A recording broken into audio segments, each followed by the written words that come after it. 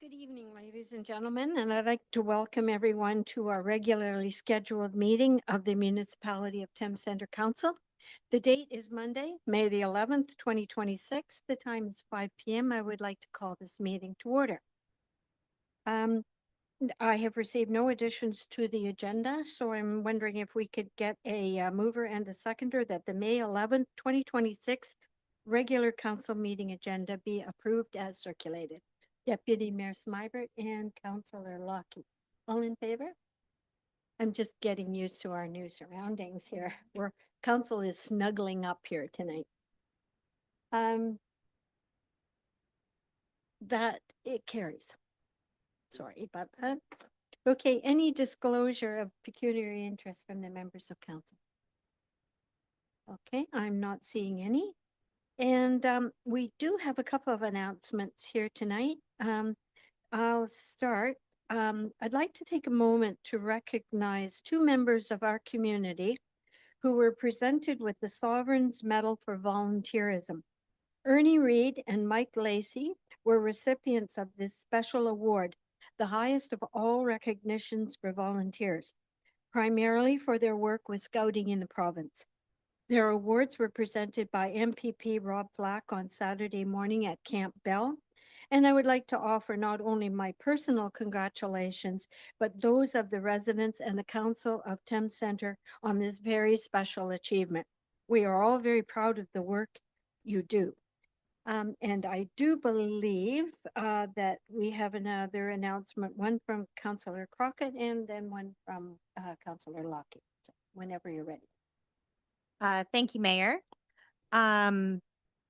I just wanted to share that planting season is underway here in southwestern Ontario. And with that come two important reminders. First, this week is Kids Farm Safe Week, highlighting the importance of keeping children safe on and around farms during one of the busiest times of year. Second, it's also National Road Safety Week, a good reminder for us all to slow down, stay alert, and share the road safely, especially as farm equipment travels along our rural roads. Let's help ensure everyone gets home safely. And Councillor Lockie? Yeah, thank you, Your Worship. So I just wanted to remind council and the public that the week of May 31st is Canadians with Disabilities Week. And for the meeting that we'll have on May 25th, I encourage council and staff and anybody in the public to wear a red shirt in support of this event. Red Shirt Day is actually on June the 3rd. And then also have coming up on May 31st at Camp Wood Eden. It is a walk for Easter seals. So you can register online for that if it's something that you're interested in doing. There's a few people in our community that are involved with this event. Thanks, Councillor Lockie. Okay, continuing on with the meeting, item number 6 on your agenda is the public meeting regarding drainage. So 6.1 is a meeting to consider the major drain. So we're going to look for an overview of the work required by Steve Brickman, engineer.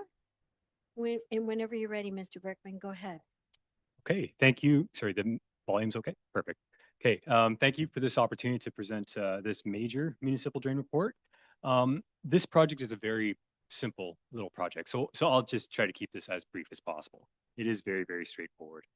Jumping right into it, Headway, we were appointed under Section 78 of the Drainage Act, and that was on May 26th of 2025, so just shy of a year ago. That was effective June 26th to get actually started work. The project itself is located in Missouri ward or former town. It's a former municipality of Missouri there, roughly in the middle, maybe a little bit north middle of the township. The existing drainage system that's already in place, the major municipal drain, it's 51 years old. So it was constructed in 1975. And it at that time consisted of a system about 2.8 kilometers long. The work that we're talking about today is only looking at the bottom 400 meters. So like I said, it is a very, very simple little system and only just a partial reconstruction of the lower portion of it. We have held a couple public meetings already. So one of them was on August 26th of 2025. That was an on-site meeting. And then in February of this year, we held another information meeting where we presented our design work and our costs and that sort of thing, and presented that to the public.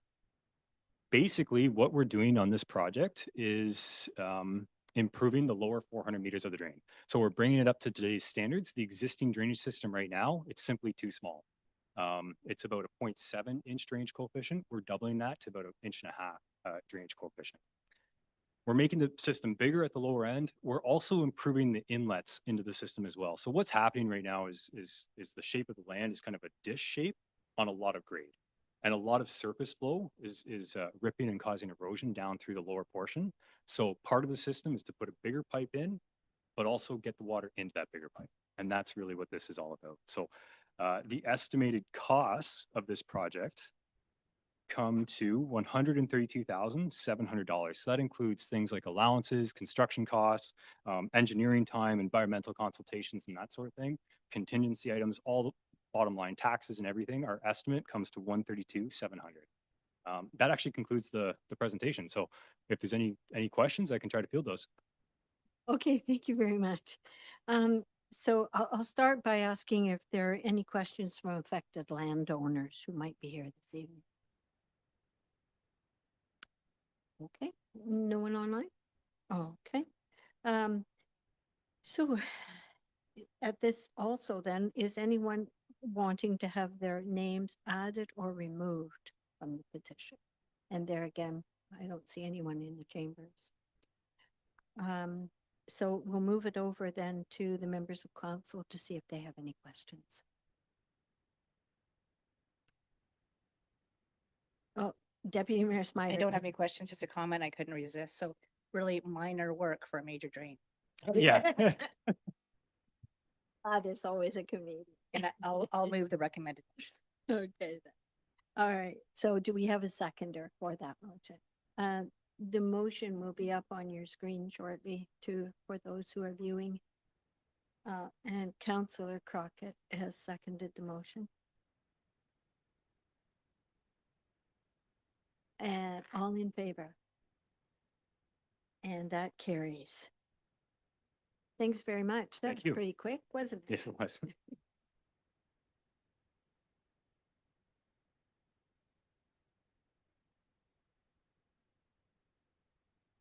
Okay, tonight we're pleased to welcome the Warden of Middlesex County, Sue Clark, who is with us, and our CAO, Paul Shipway, and they are going to give an update for 2026.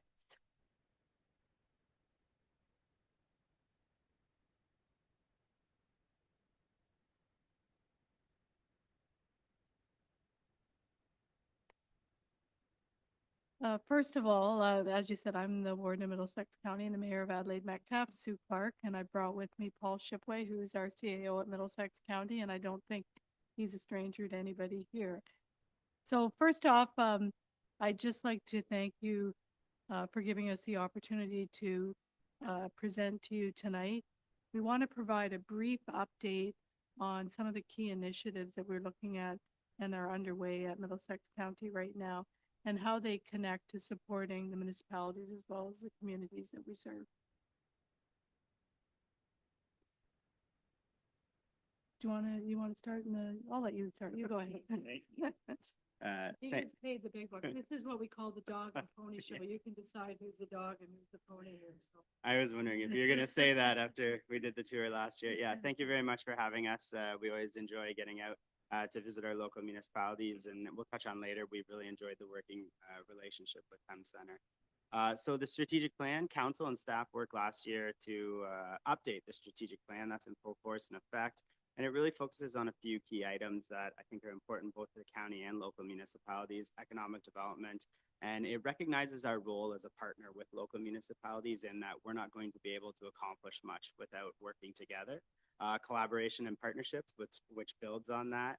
Sustainable infrastructure, so ensuring our infrastructure lasts and sees generational impact, but also trying to find ways that are environmentally and financially sustainable.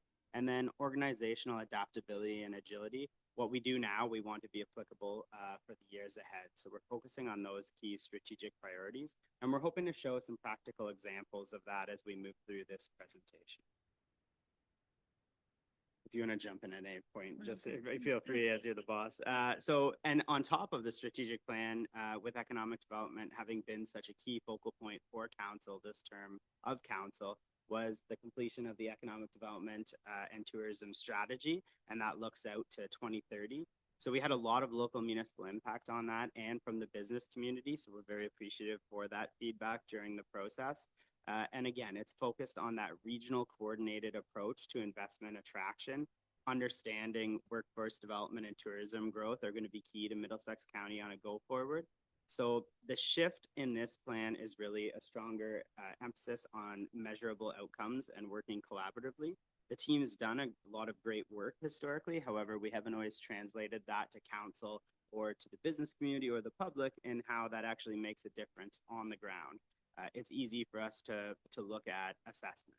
And although that reassessment hasn't occurred, we can still monitor industrial and commercial assessment and see how that grows over time. We'd also like to specifically note a few programs. And last year when we came around, we talked about implementing, and council fully funded it for year one. So the Community Improvement Support Program is out there.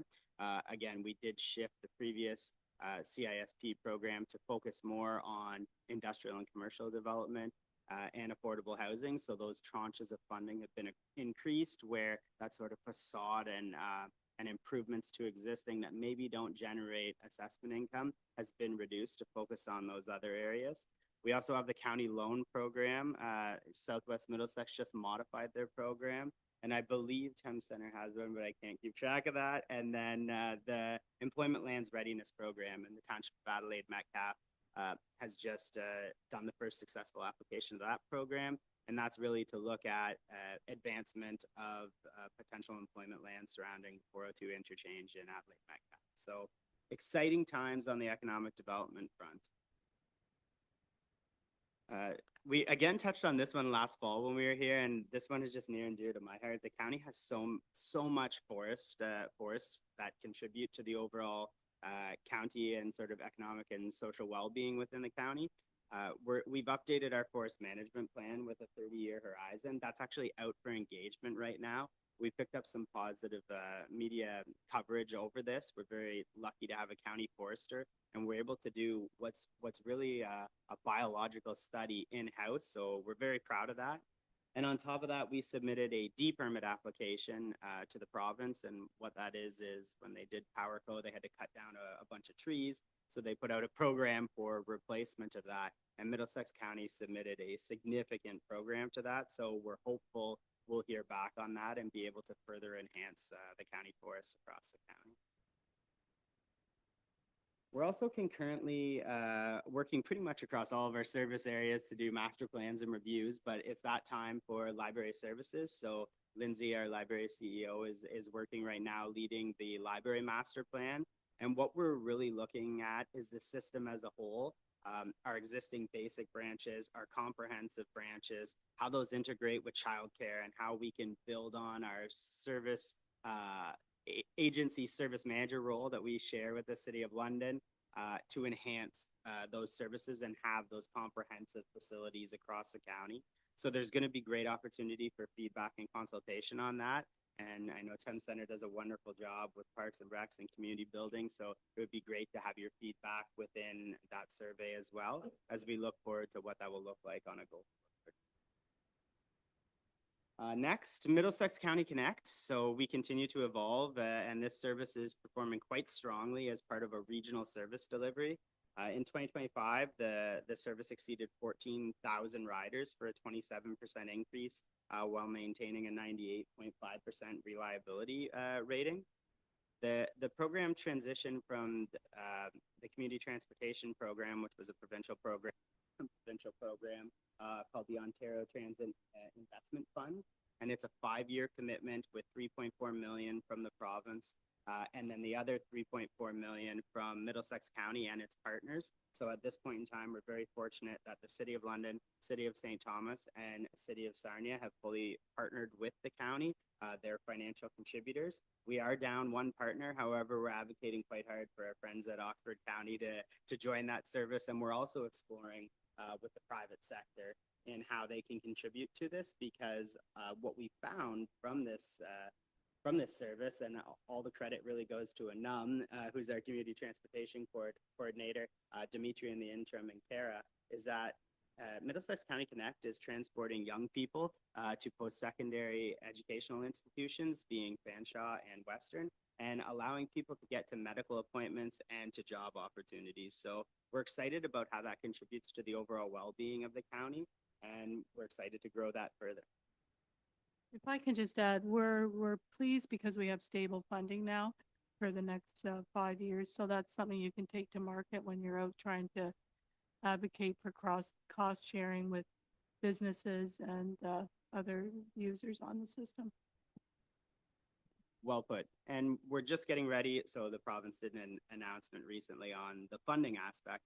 We're getting ready to do an announcement with our partners that will really look at the service on a go forward here. So we're excited to get that. Next, infrastructure investment. So yeah, it's been construction season for a while now, I guess, with procurement going, but the 2026 budget had a 27.2 million capital program with over 80% of that investment directed towards transportation infrastructure. So it really reflects that the county is very proud of its linear infrastructure and bridges and culverts. So this year we're doing over 56 kilometers of road work, multiple bridge projects, the rebuilding of the Bryanston Garage, and just continuing to ensure those core assets are maintained. I would say on top of that, we have another significant amount of capital from MLPS in mostly fleet vehicles. I think also recently, Director of Human Services, Joe Windsor was out here, and if he wasn't, I apologize because I've confused municipalities, but Joe has been doing a wonderful job getting out there and putting boots on the ground and introducing his team to the local municipalities. So again, the City of London is the service manager with the province that delivers these services, but Middlesex County is very unique in that we have agency agreements to deliver these services locally within Middlesex County. So they get the money, give a little bit to us, and we try to cater it to how Middlesex County residents would receive those services.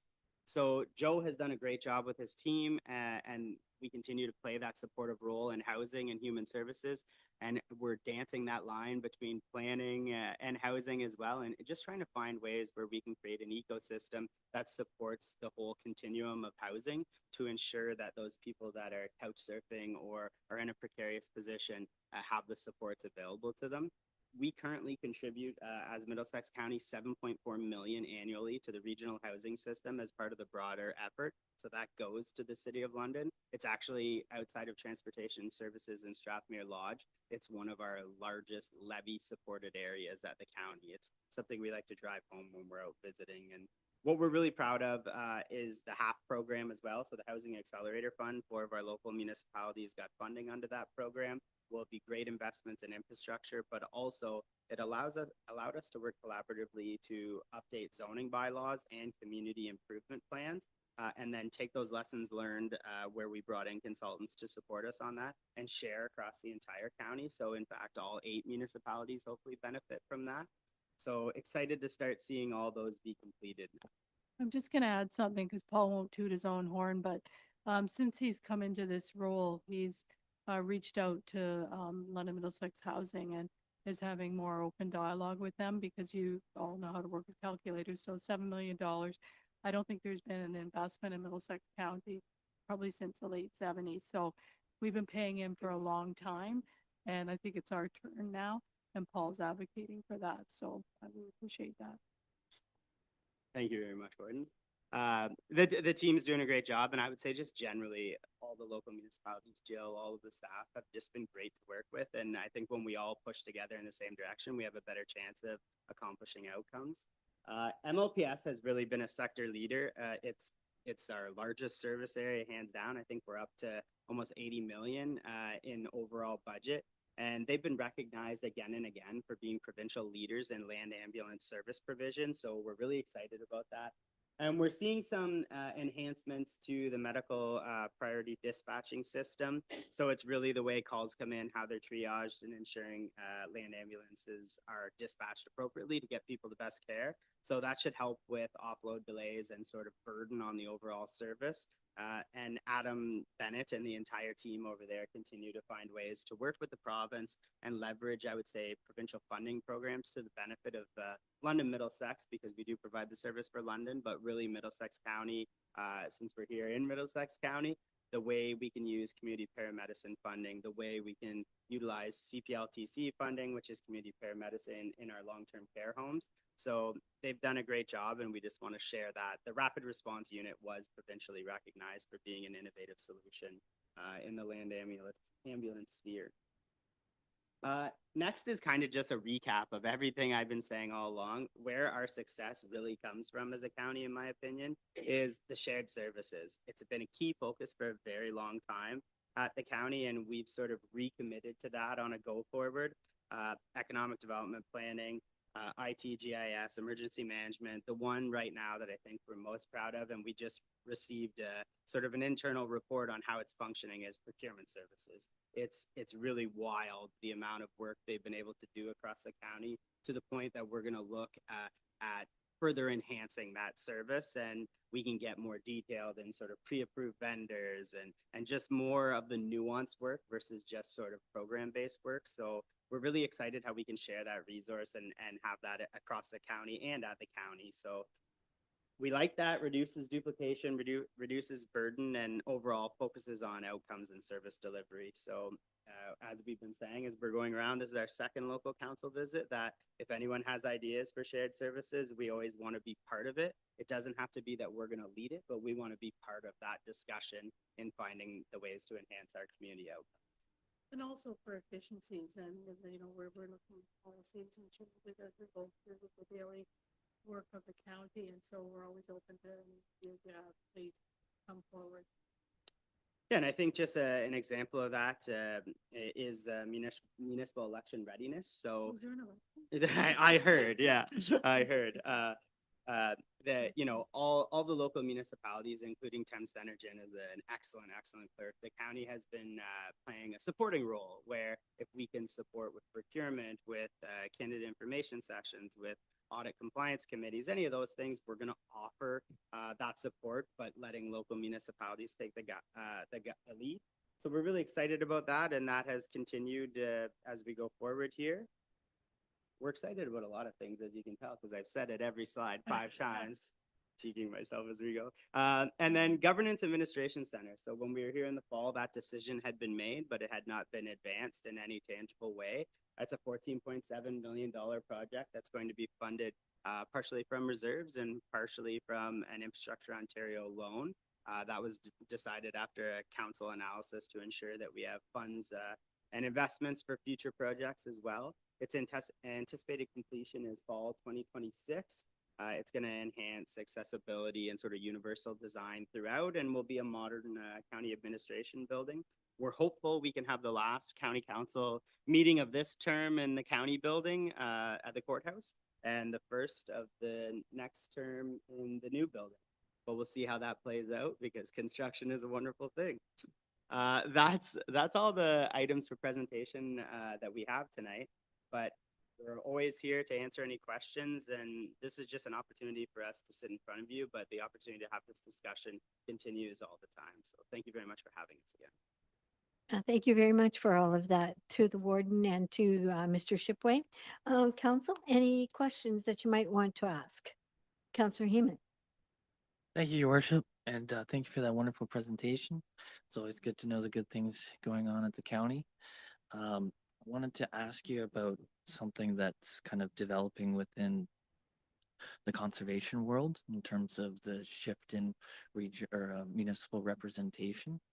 And I know it's relatively new information, and it ultimately is still to be determined in terms of guidelines from the province. But seeing as we'll likely be shifting from a lower tier to a single tier model for representation on the Western Lake Erie Regional Conservation Authority, I was wondering if you had any thoughts in terms of preparing for that, in terms of selection process, and or how the different agreement schedules will be negotiated and communicated with the lower tiers, because as it stands, we do have a number of Schedule 2 and Schedule 3 agreements that now we can't speak to outside of our county representatives. So I don't expect answers on things that haven't really been fully outlined, but just to raise that as a potential issue and an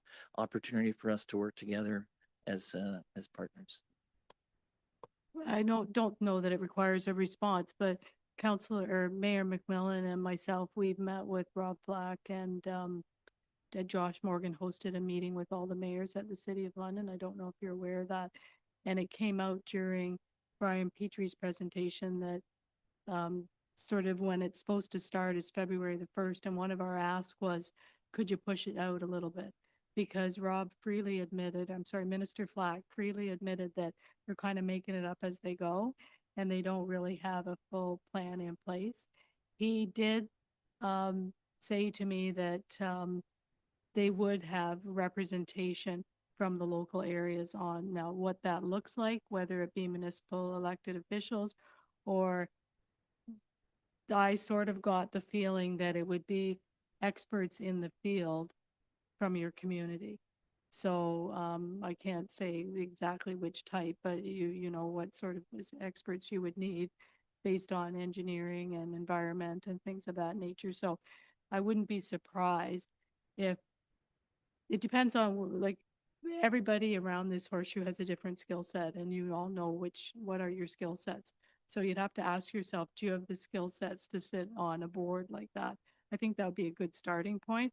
I'm not saying I disagree or agree with the government's position, but they've already made up their mind at this point. I don't know if you want to add anything or. I'd just say from an administrative perspective, you're bang on. There just is nothing out there yet. And obviously in the meetings on the political side, there's been no regulations or anything pushed through. We just spoke with the UTCRA CEO last week at Middlesex Day to see if they had heard anything, and there just is no information. We prepped council with a report that indicated that uploading the Conservation Authority levies that the locals have carried is to $2.1 million or something along those lines. Don't hold me to that. I can share the report. And that as soon as we have information on how that selection and representation will work, because that's the other unknown, you would assume right now, based on size, that Middlesex County will get one rep per board, but we need to see if they're going to make that representation based on assessment, based on population. So as soon as we have that information, I'm confident it will be an item for discussion at either the clerks or the CAO's meeting, and we'll work together on figuring that out. Just a quick follow-up. So selfishly, I want to know, because then I can end my term on and so I want to know when I can retire.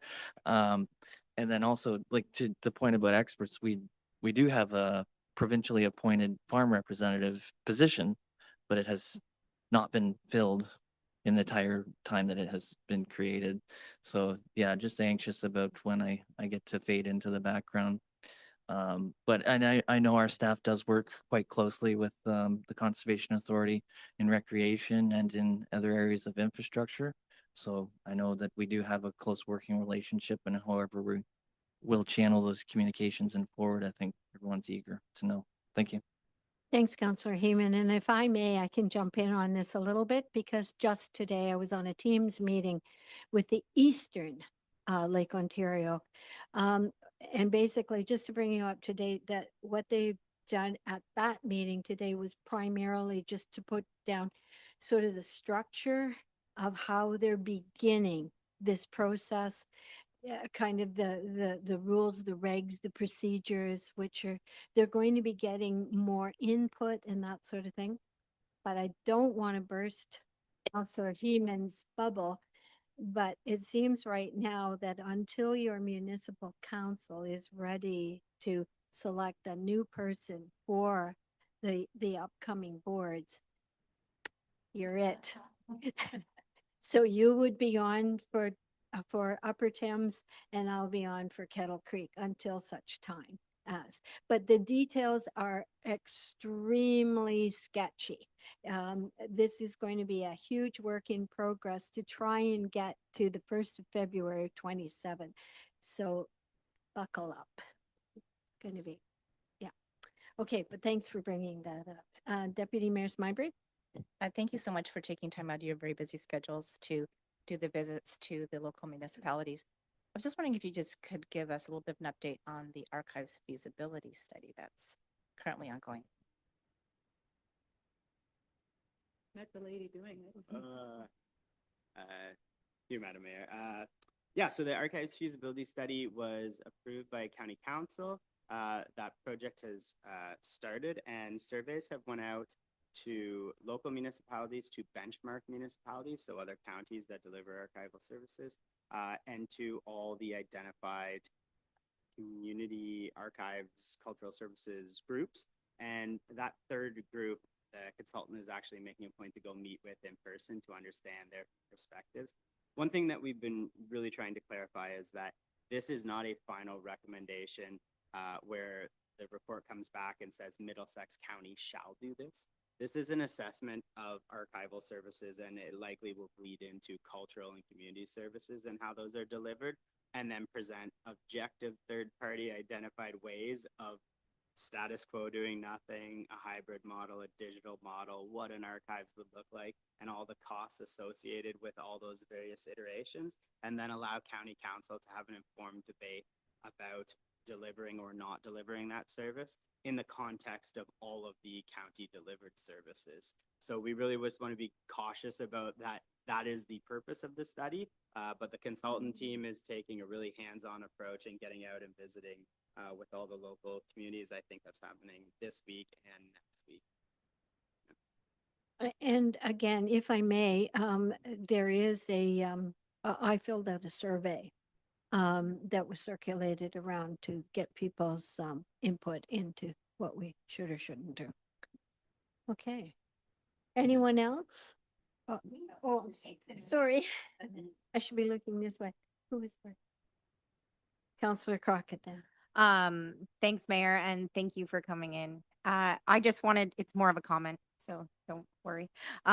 I'm just excited to see how Thames Center and the county can work to develop more of the ECDEV and tourism here in Thames Center. I think similar to Adelaide Metcalf, we are also part of the 401 corridor. I know you have the 402, but kind of similar infrastructure there. And I think that there's a lot of opportunity that could be on the horizon. And second to that, I know Steve and I constantly try to brainstorm some tourism ideas that we would love the county to partner with us on. So looking forward to that continued partnership. Thanks, Councillor Crockett and Councillor Lockie. Yeah, through your worship, to Mr. Shipway. So thank you so much for the presentation. I am really excited with the economic development and tourism strategic plan, and that you had mentioned that you're going to be using like smart KPIs. And I was just wondering if you're going to be sharing the KPIs and the results with council, so we have some transparency on how well we're doing. So we're receiving a presentation tomorrow at council with the first quarter report, and that was something that this term of council wanted. We wanted measurables so that we could justify why certain activities were taking place. And so those will be made for quarterly, and that's in our open business of council at the county. So that's accessible to you as well. Oh, excellent. Thank Okay. you.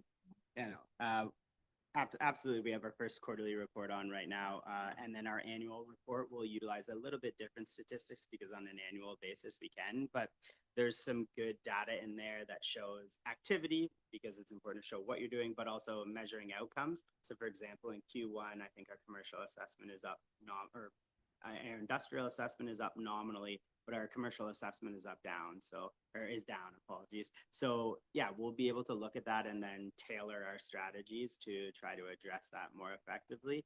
The one thing I would caution, and it's kind of been said to council as well, is that economic development is a long-term game. And it's hard to assign direct responsibility for some positive outcome because really it is a shared approach, especially in a county like Middlesex County, where the local municipalities are responsible for water, wastewater infrastructure, which is likely the most deterministic thing in economic development. So we're excited about it, but we'll make sure that we share that report with our county council highlights to all local municipalities. Thank you for asking. And kind of a similar question is, will you be having, do you have different KPIs for, I guess for the different municipalities within Middlesex County? Like, yeah, certain, I guess, for example, say for an example would be the number of leads for new businesses with international. Like, are you giving different targets? To be honest, we approach it from a regional perspective where at the county level, if it's good for the county, it's good for everyone. We don't break it down necessarily by individual local municipality. Oh, I don't want Kara to get upset with me because I don't usually get too involved in the specifics of the leads, but when they come from the province or the institutes that generate the leads for us, they're more generalized in the concept of we need X space with this much servicing. And then generally the process, and again, don't hold me to it, is we reach out to local municipalities and say, hey, identify a parcel or properties of land, and then respond back to the province or the entity that's requesting that. I would say something we're really excited about that we're working on together again is a growth monitoring framework where we'll take GIS data, planning, building permit data, hopefully, and a bunch of other information and have this live system. So it'll be more effective for the local municipalities and county to provide that sort of parcel-based information to the province, Invest Ontario, or other entities. So we're excited to share further about that, but nothing specifically local. Okay, I appreciate the excellent response. Anyone else from council? Councillor Heeman. Thank you, Worship. I got a couple follow-ups. So, I guess on like the economic development and KPIs, and like, I understand that you have to take into consideration the entire county, right?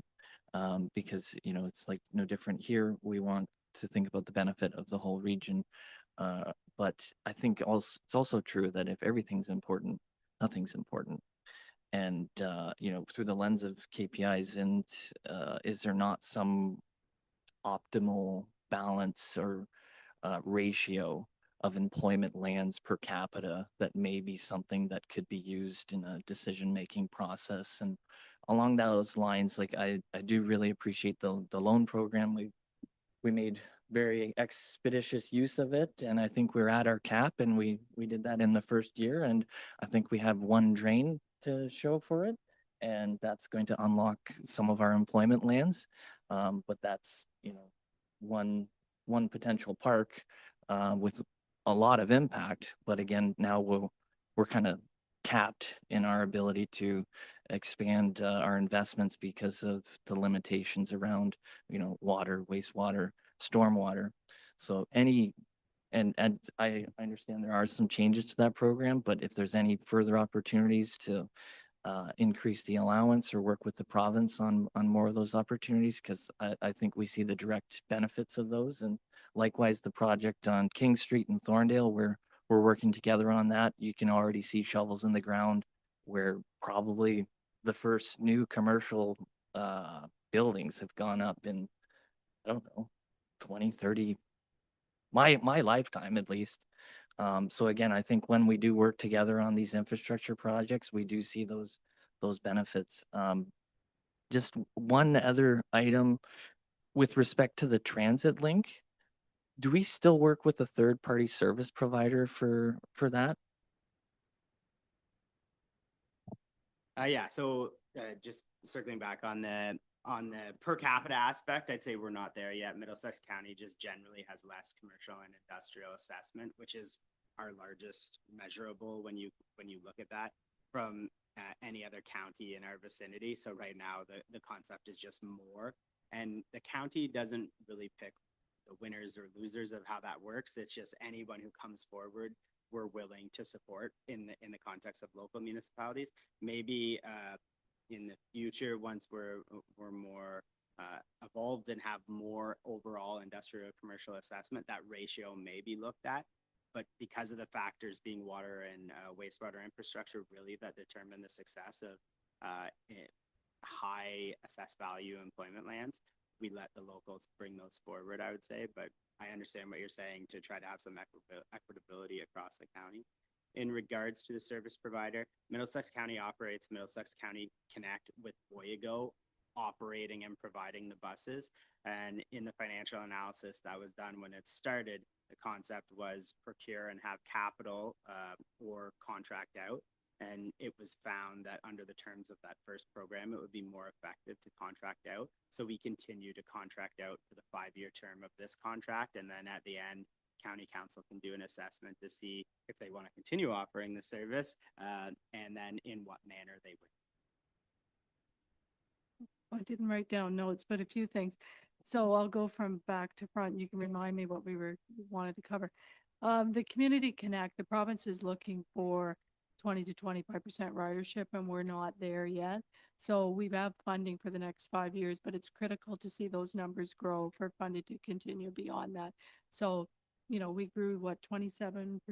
Was that it? Or well, I forget the number, just in the last year. So the uptake is happening, which is great.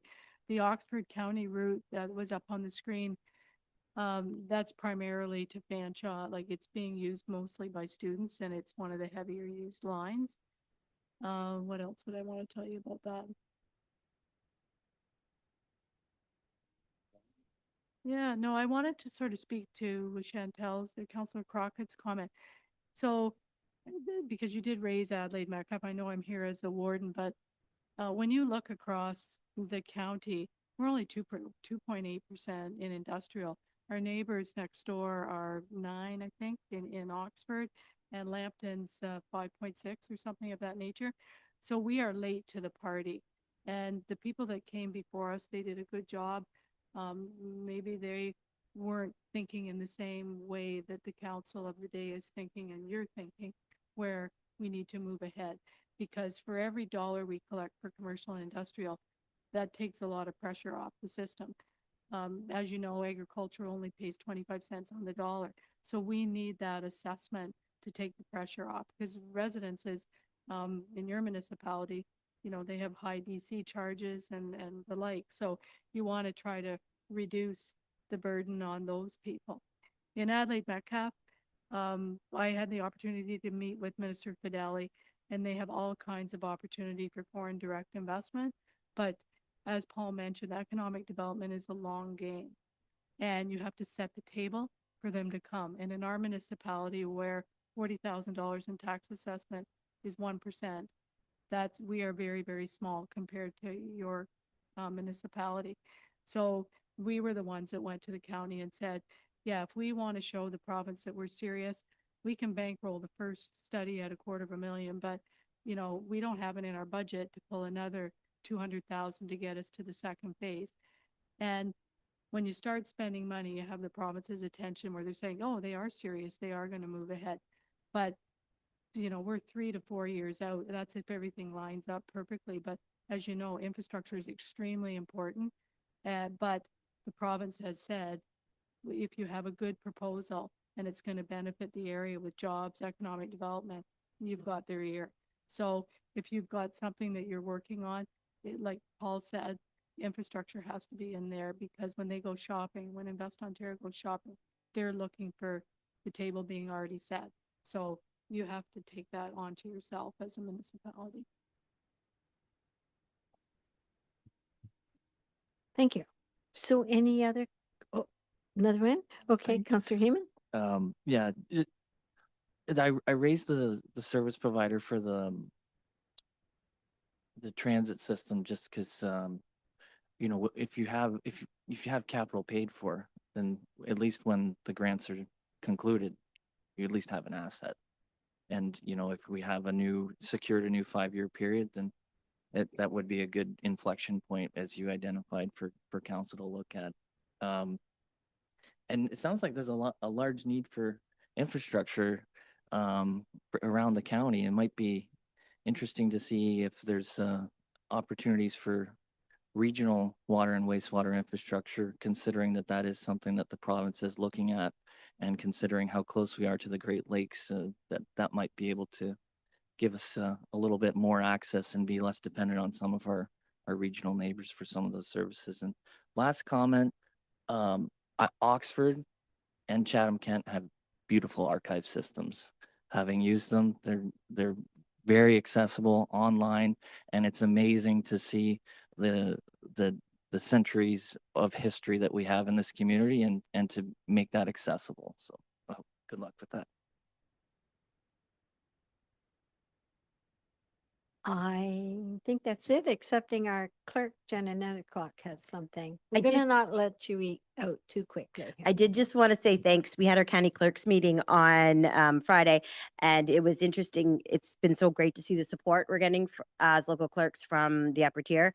And I know through talking to other people in the Ontario Elections Working Group, there's a lot of counties very jealous of the fact that our county is helping us out as much as they are. So I just wanted to say thank you, and thanks to Marcy. And thank you. Well, well, before there's another question. Well, speaking of archives, there is a report coming to council tomorrow, right? With all of the stuff coming. That's currently in the old castle, the old jail. So, yeah, stay tuned. Anyway, thank you very much for coming out to talk to us tonight. Appreciate it. See you tomorrow.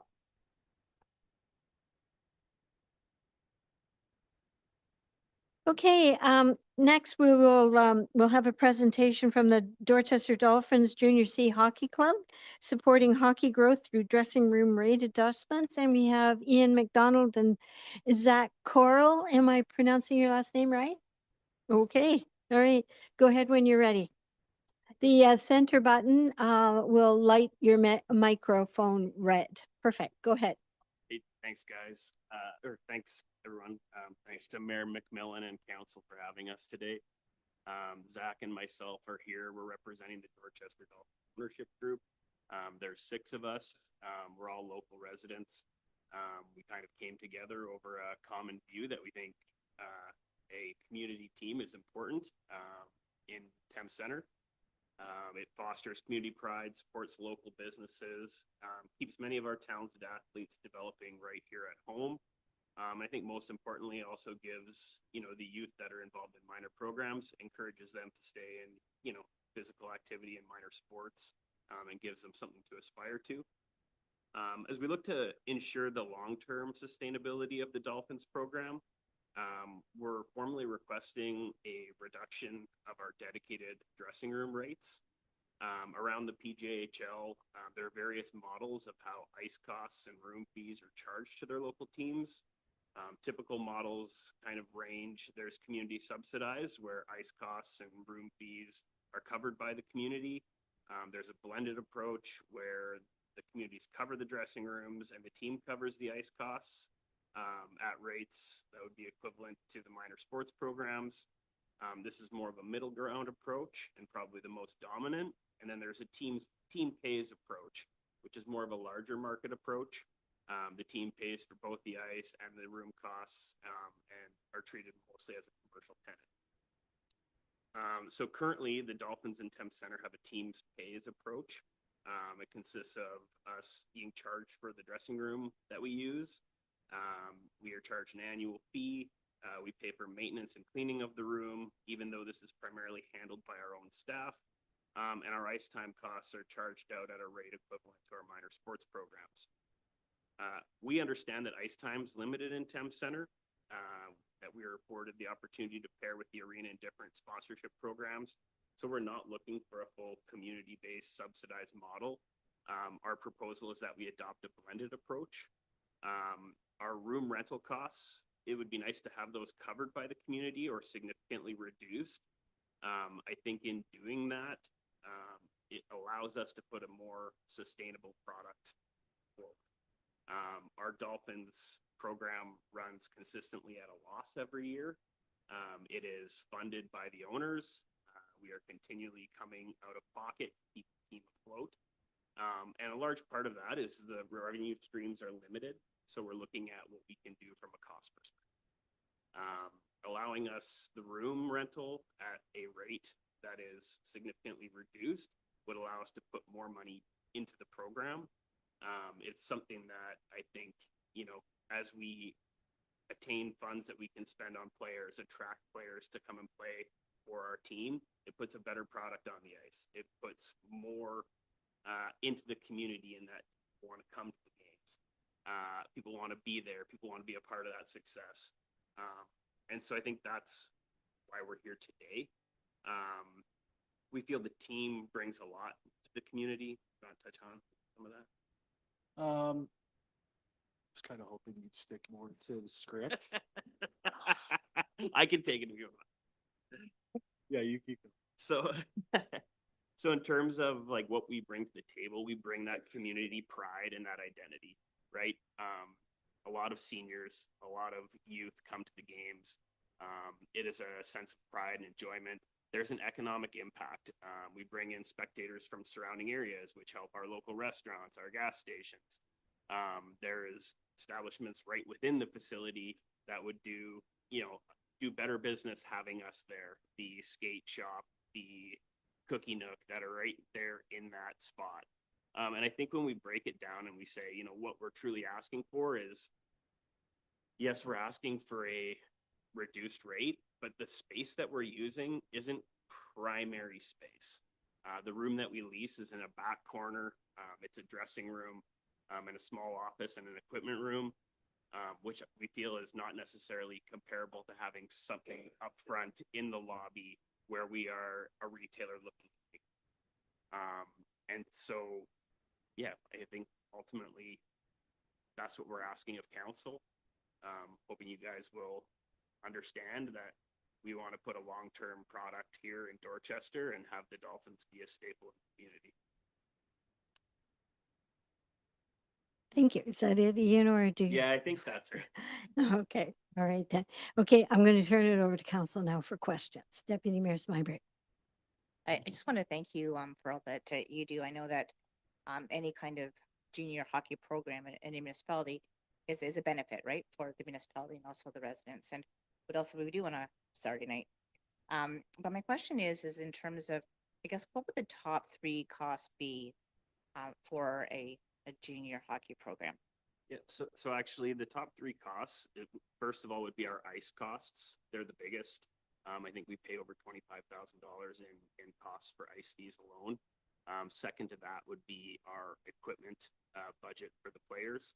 So a lot of the equipment that we provide the players, we purchase. And then the third would be our rental of our space facility. Thanks, Deputy Mayor Smyberg. Anyone else? Councillor Lockie, sorry. Yeah, through your worship. So when my son was younger, I would get a call every Friday at 3 o'clock at work. Mom, can you take me to the Dolphins game? And so I really appreciate the fact that we have this club. So I really appreciate the work that you guys do. I was just curious if there was something like that triggered you to come here today, like what inspired you to give this presentation to us? So Zach and I are 2 of the in the program. Some of the other guys had a longer tenure with the program. I think when we came into it, we have aspirations of trying to build this into a bigger success in our community. Looking at the number of revenue streams we have, a lot of what we do is actually community based, right? So a lot of the sales towards beverages and things help support the Lions program. The 50-50, we don't see any profits from that. That all goes into the Optimist Club and they disperse it through the local community clubs. So I think, where we start to look at the books and where things fall, we want to make sure that it's at least break even for us. We don't mind putting in the time and we want to put a good product forward, but we also don't want to be out of pocket every year. And I think if we can, build a stronger financial statement, we'll be able to put a better product on the ice. Yeah, so just to add on to that, there were a few points that happened with the Dolphins that triggered us to kind of come out and be like, okay, yeah. I think 2012 is when the Dolphins came back in Dorchester, senior team to now this junior C program, and had much success. They had a lot of people backing them, mostly just with coming to the games and watching. It's amazing what that can do for young kids. Can relate to that. I think one of the biggest things was the movement from the F division to the Doherty division. Historically, we were getting a lot of our talent from Western University. which is where that YEC division was. So it was all kind of surrounding all of London, which was easier for a lot of these students who usually plays for us to come and play for the Dolphins. This Doherty division has now moved us east, away from London, which we are now finding a lot of the players maybe want some fuel in order to travel to. So we're trying to juggle that need. The movement from the YEC to the Doherty has created a bit more money, demand for money, in order for us to try to put the best example of the team on the ice as possible. Few ways that we are trying to do this to make things more exciting for the community of Dorchester, as well as the kids. We have committed ourselves to putting in a brand new uniform out there, a uniform that represents the old senior of the blue and white. Our hope is that young kids see blue and white, right? I mean, for those that are Maple Leaf fans, which they're dwindling, they may like to put this fancy new uniform on themselves and want to come to the Dolphins. In turn, yes, it attracts a bigger talent and a winning team, which actually could put more kids and families in the stand. And hopefully, yes, they're competing again. I think at the end of the day, that's kind of what we put the best example of Dorchester. We'd like to support the community, and we thought this was the best way possible. So this is our opportunity to try and save in some areas that we put it right 100% back to the team, put the best example on the ice. Okay. No, that's okay. Thank you. Counselor Heeman. Thank you, Your Worship, and thank you, gentlemen, for your time and coming out. This is kind of timely because we did have that the sponsor the sponsor sign revenue split discussion last meeting, so it does make us think a bit about the revenue models for some of our organizations, and I completely agree. You know, like community coming together, it creates the revenue opportunities for other forms of community in our nonprofits and the Lions and the Optimists, and definitely, you know, it's the bars are busier on Dolphins nights and all those good things. So I would like to put forward a motion that we request a report to look at you know, what opportunities there are to evaluate the like the true cost of the room rental. Oh, it is? Oh, sorry. Okay, well, never mind. Well, I'll hold my horses then. Okay. So like we did No. meet. We did meet with Steve McDonald and Devin Brown, and that was kind of also what prompted us, because you know they explained the you know, the equalization that they were looking at in terms of space, and I think what we wanted to make sure we came here today to convey is that the space that we're renting, I think we want to look at, you know, what the alternatives would be for that space if we were not using it. It's in the back corner. It's not prime real estate within the facility. And just kind of consider that along with what we bring to the community in hopefully reducing our overall expenditure. Counselor Crockett. Thank you, Mayor, and thank you for coming out.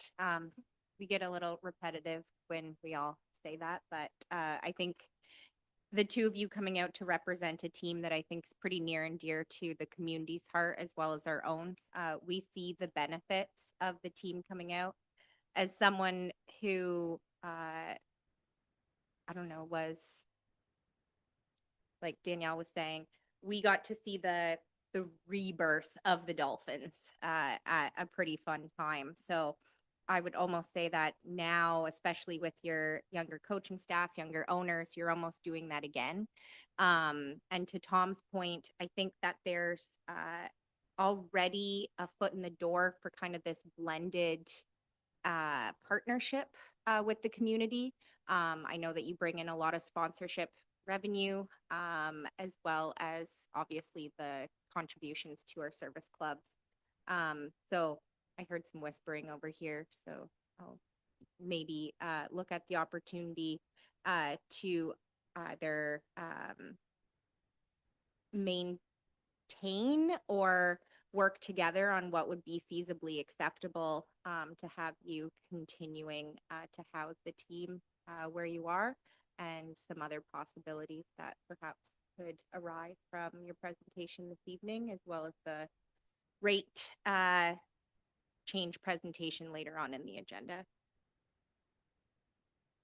Thank you, Councillor Crockett. Did you have something else, Councillor Heyman? Yeah, just to clarify, because again, I think you mentioned how like you do your own room cleanings and there are some differences in terms of the standard room rentals and what you have. So that's why I was just looking for an opinion on that. I know we have some options later on, but you know, that's kind of where I was coming from, just to put some numbers to the reality. So Okay.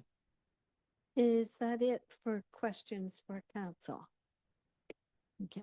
Well, then I'm going to thank you, gentlemen, for coming in tonight and giving us your presentation.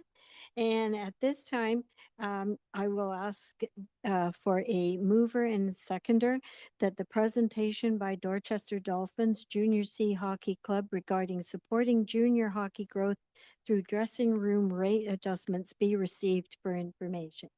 Moved by Deputy Mayor Smyber and seconded by Councillor Lockie. All in favor? And that carries. Thanks again. All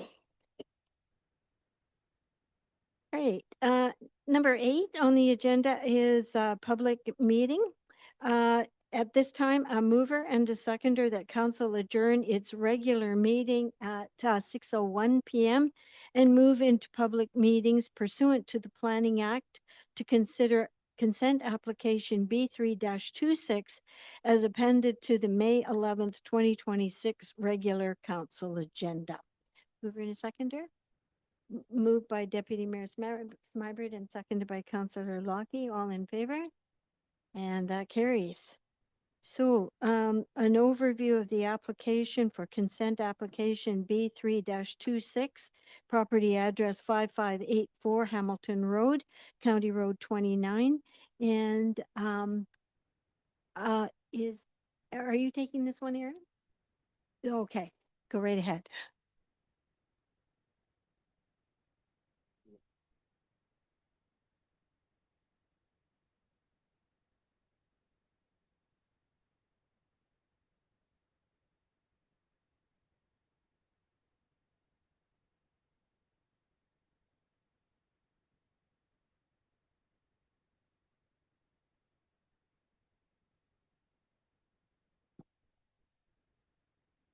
Thank you very much, Your Worship. So the first application before council this evening, again, is B3 2026. This is for 5584 Hamilton Road. The purpose of this subject application is to convey a parcel of land for lot addition purposes to be merged in the same name and title to an abutting property to the north, known municipally as 2723 Cow Path. So the subject property is approximately 73.5 hectares in size. It's an agricultural parcel on the west side of Lower Cow Path. It has frontages on both Hamilton Road and Cow Path and Lower Cow Path as well. The lands are predominantly in agricultural production. There's a single detached dwelling, ground-mounted solar panel, and several agricultural buildings located in the southeast corner. And this is where the owner of the property currently resides. The previously severed residential lot, which is 2723, is located on the north side of the property. It was created in 2017 as a surplus farm dwelling severance. However, the farmland was actually merged with the current property to enlarge it to the size that it is today. Adjacent to this existing residential lot is a maintained grass area containing 2 ground-mounted solar panels and a shed, which is currently used by the owner of 2723 Cow Path. The applicant is proposing to convey this portion of land to the abutting residential lot. as the solar panels were installed by the owner of 2723, and all of the associated hydro lines actually pass beneath the residential lot. The lands proposed for conveyance have an area of approximately 3,076 square meters, or approximately 0.76 acres in size, and there's about 34.5 meters of frontage along cow path. So originally, the location map that was attached to the agenda, that was the original configuration of the request. However, after digging into the request a bit more, I did kind of determine that the solar panels, as was laid out, they would not actually be wholly contained on the property if the like sort of rear lot line was just extended to include the red area. So the application has been amended slightly to include a bit more at the rear. I don't, is there a different, is that the right ones there? Oh, there's a cell phone. Okay, oh, sorry.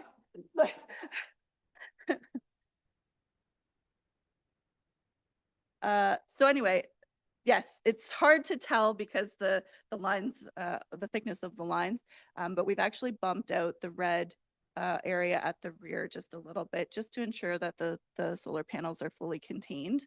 I did not recirculate the public notice because I established that it's a minor change to the application. It is increasing the size, but nominally, and doesn't change my analysis on the application. So if approved, the conveyed lands would be merged with 2723 Cow Path, and no new lot would be created. The resulting enlarged residential lot would have an area of approximately 0.9 hectares or 2.2 acres, and the retained agricultural parcel would have an area of approximately 73.2 hectares, which exceeds, almost doubles our required lot area for agricultural parcels.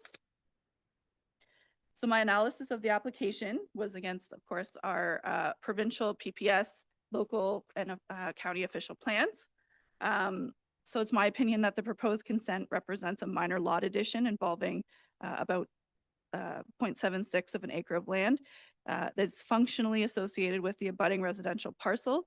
Lands that contain the solar panels and accessory building are used by the existing dwelling and not actively used for agricultural production.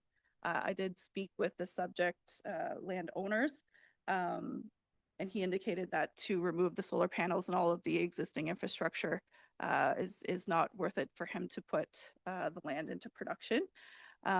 So the intent is really to bring the solar panels in with the 2723 landowner who was the original installer.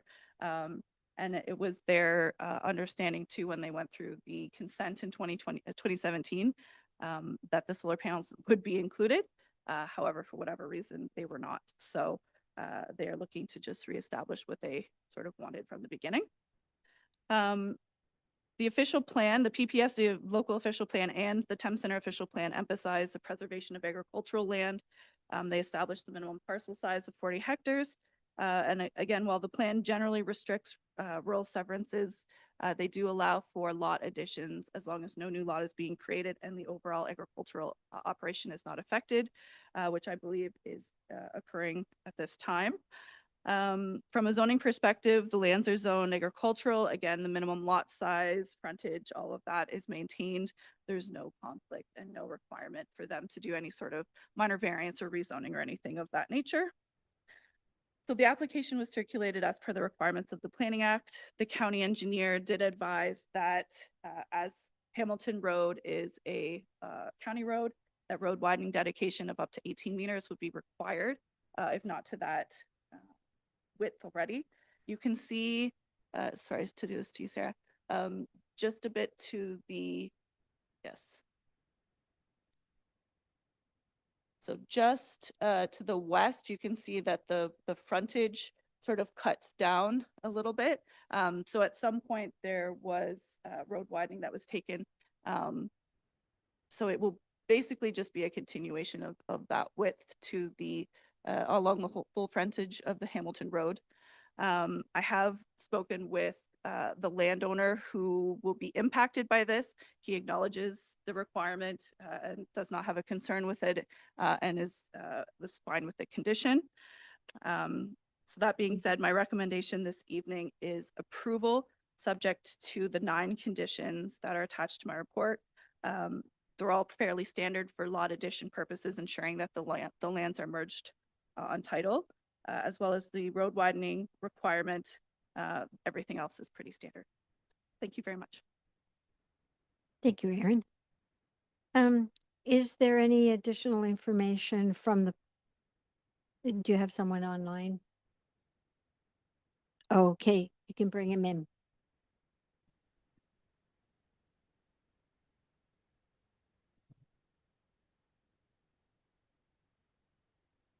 Hello, Stuart, can you hear us? Yes, I can. Okay. Is there anything else you'd like to add to Erin's report? No, Your Worship, I've reviewed Erin's report and I agree with her analysis and recommendation. And my client, as she's indicated, has no issues with any of the 9 conditions. And I'd simply ask the committee to approve the application as applied for. Thank you. Okay, thank you. So I'm taking it too that the applicant is not in the room, right? Okay, all righty. So is there anyone online who wants to speak to this, and no one in the council chambers who wants to speak as well? No? Okay then. So I'll turn it over then to the members of council if they have questions. Councillor Heeman. Well, I just think it's a bit of housekeeping. I think it's unfortunate it wasn't taken care of in 2017, and I think we want to keep people's green energy investments intact. So I think it's pretty common sense. Thank you. Okay, thank you, Councillor Heeman. Anyone else? No? Okay, in that particular case, then if there is no further discussion, the public participation meeting is now closed and we will move to the decision. So a mover and a seconder, I'm not going to read the whole thing, that report number PDS-021-26 be received for information. And the application for consent B3-26 requested by Darrellani Farms Limited to commit of land having an area of approximately 0.26 hectares. Oh, 0.3, my apologies. Legally described as part of lots 11 and 12, concession B, SRT, geographic township of North Dorchester, and part 1 of registered plan 33R 31833 municipality of Thames Center be approved, subject to the conditions that are appended to the agenda, and there are 9 followed by the reasons. Moved by Deputy Mayor Smyberg and seconded by Councillor Lockie. All in favor? And that carries. Okay, thank you. Thank you. Thanks.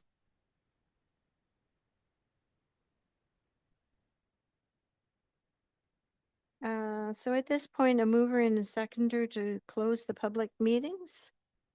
That the planning public meetings adjourn at 6:12 p.m.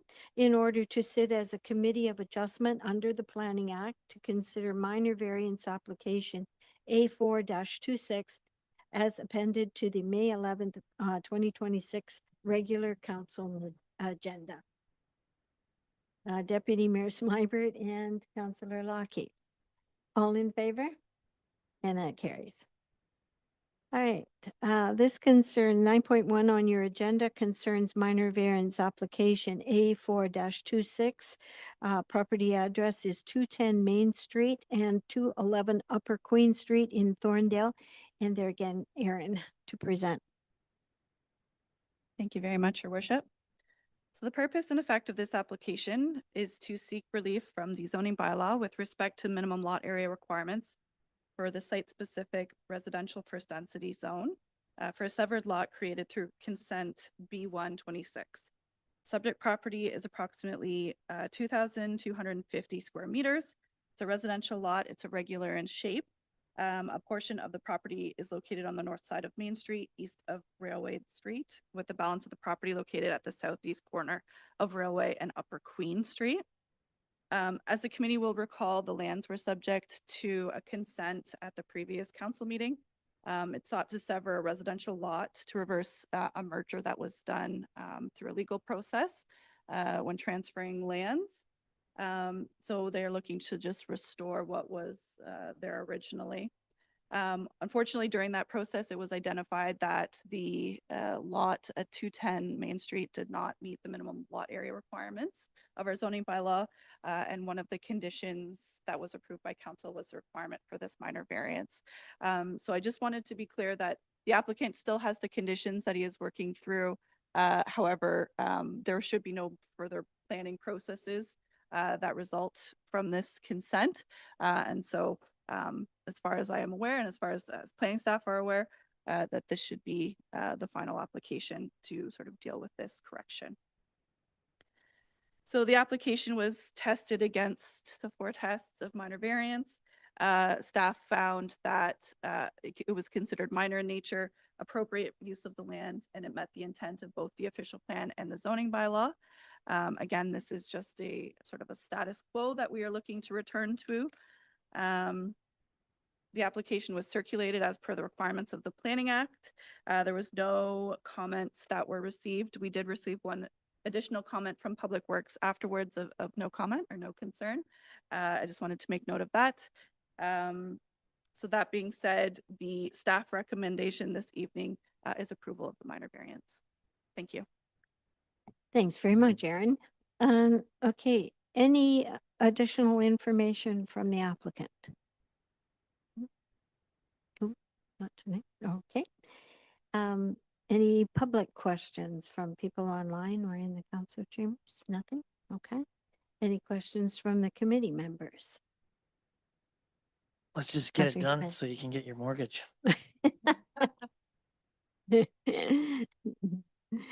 Okay, and no one else? Okay, then. So if there's no further discussion, the public participation hearing is now closed and we will move to the dissension as amended, as appended to your agenda and on the screen. So a mover and a seconder. Moved by Councillor Heeman and seconded by Deputy Mayor Smyber. All in favor? And that carries. So a motion to adjourn the Committee of Adjustment at 6:17 PM and council to reconvene its regular meeting. Councillor Crockett and seconded by Councillor Lockie. All in favor? And that carries. Thank you. All right. Item number 10, approval of the previous minutes, that the minutes of the regular meeting of council held on April the 20th, 2026 be approved as circulated. Councillor Crockett and Deputy, did I see your?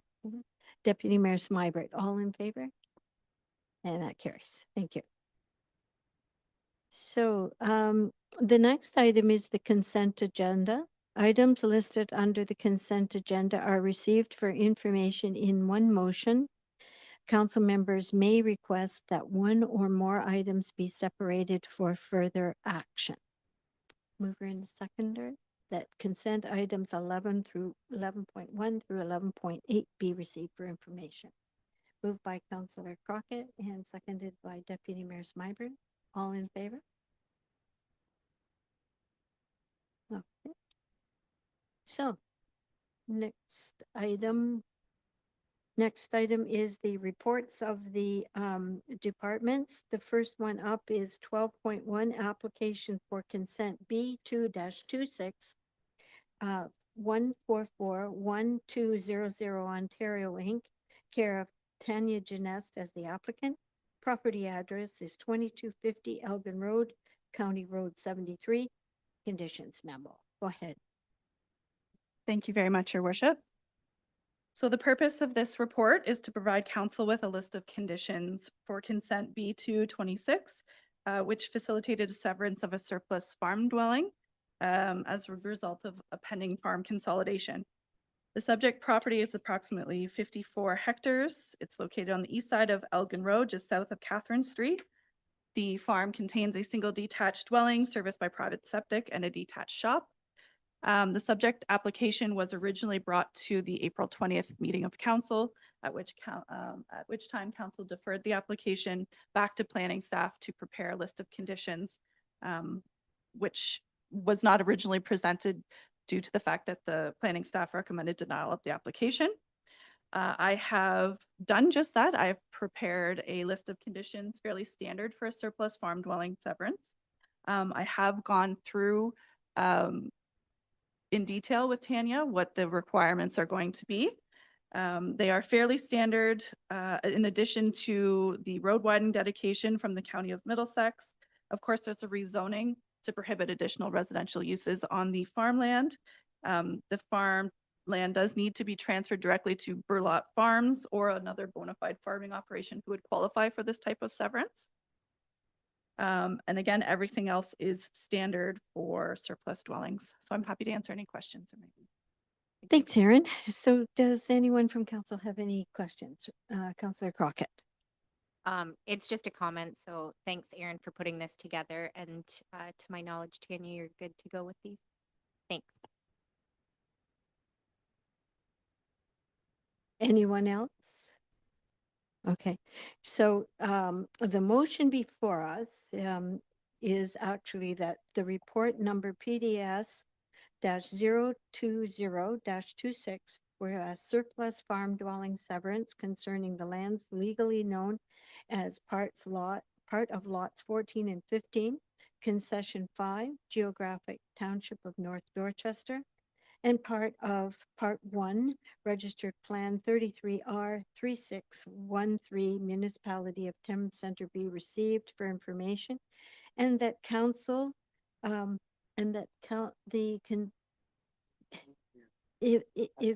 if we want to move for approval, then the next statement is that council that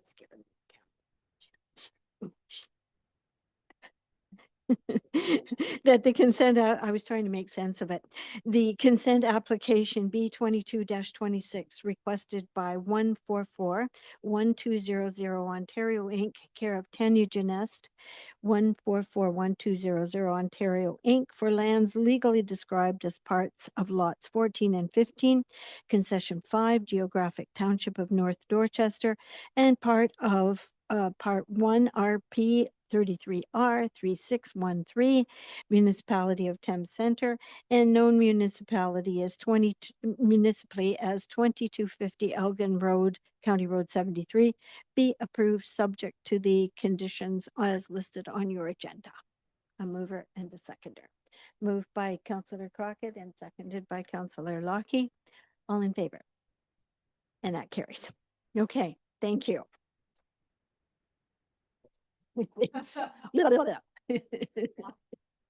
It's tripping over my tongue on that one. Okay, all right then. Thank you. Okay. So 12.2 lease rate review and equalization recommendations. We're going to look to our director, Steve McDonald, Community Services and Facilities, to present. Thank you. Through you, Your Worship. This report and the attachment begins with a snapshot of the 22 rooms or spaces in municipally owned facilities available to lease, including identifying the current lessees and the rates they pay. After that, we get our finance on and apply a net cost recovery model along with proposed discount classifications in an effort to make lease rates as fair and consistently applied as possible moving forward. This approach aligns with recommendation number 66 in the Community Service and Facility Master Plan regarding a fair-minded pricing policy for service costs with cost recovery in mind. Conditions have changed drastically for municipalities since the 1970s. At that time, there was massive provincial funding to build arenas, resulting in an approach of, we've got free space, we can provide some free space to our community partners. In contrast, now, financial support for municipalities has shifted to the other extreme, with upper tiers of government downloading costs and burdens onto municipalities, coupled with rising costs from every direction: utilities, staffing, insurance, liability, and more. And while all of this shifted, these facilities have also gotten 50 years older, So their price to maintain has gone up as well. Failing to acknowledge this and change our approach to lease rates and user fees will result in the shortfall continuing to be subsidized by local taxpayers. I believe that the approach staff is recommending in this report is an appropriate starting point, and we and other municipalities across Ontario continue to move towards, wait for it, continue to move towards greater cost recovery as a strategy for recreational services, necessitated due to financial pressures, equity considerations, and evolving expectations on public services. With great support from our financial services department, I will continue to review and evaluate our approach to support financially sustainable recreational services that are fair and responsive while managing limited tax revenue. The net cost recovery rates were calculated using 2025 actual figures with administrative overhead added to the operating expenses for each facility, then reducing that tally by the total revenues for the facility, and then dividing by the number of square footage for the building. This calculation was not possible for those facilities identified on the top of page 6 of the report, as those facilities do not separately track some of the key costs that we need to capture in order to make that calculation.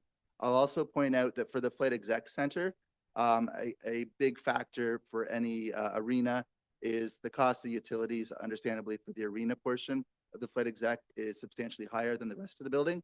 So that was taken into account, proper adjustments were made.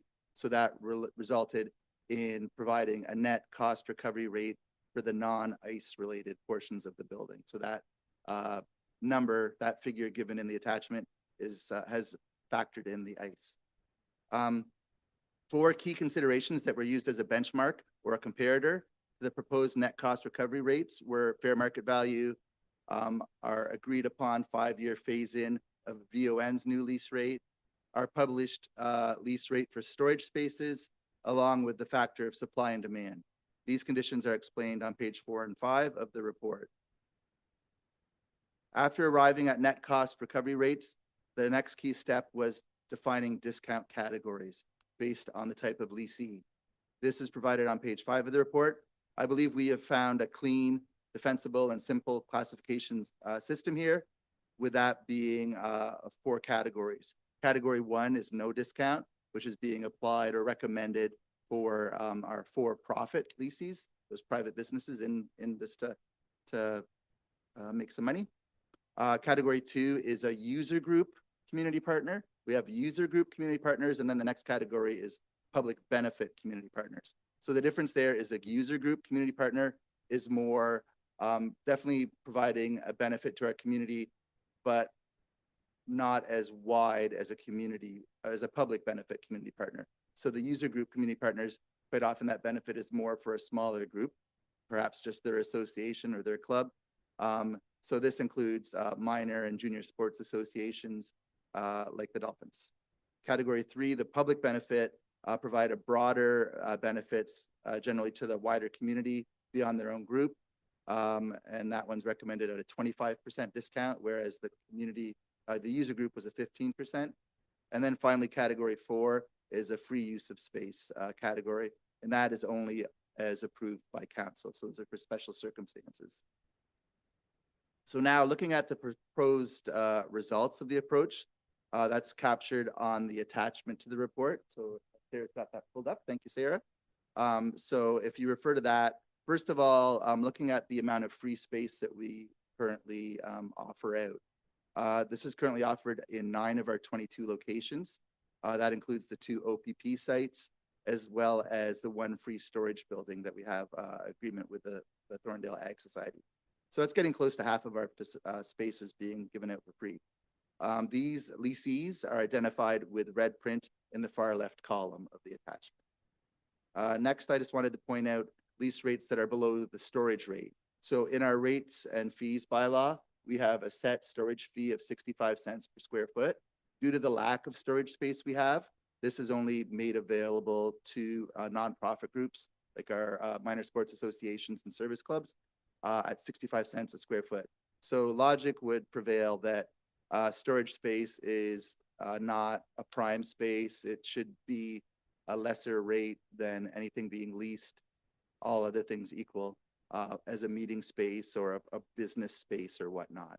So of interest, in the third column of numbers, I've highlighted in blue the only leases that are currently paying above our storage rate.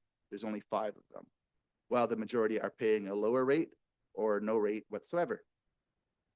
Then next up on that same topic is comparing lease rates to the VON rate. So VON can be argued as one of the definite public-wide benefits with a 25% discount. But their rates, they've locked in just last year. We came before council and figured that one out. So anyways, of the rates that are in blue, you can see that only 3 of our leases are currently paying more than VON. So that's of interest.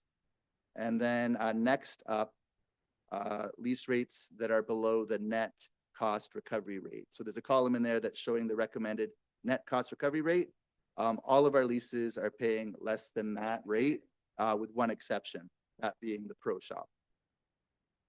And then the 2 columns that are applying the net cost recovery and seeing where we're at are the 2 furthest right columns with numbers in them.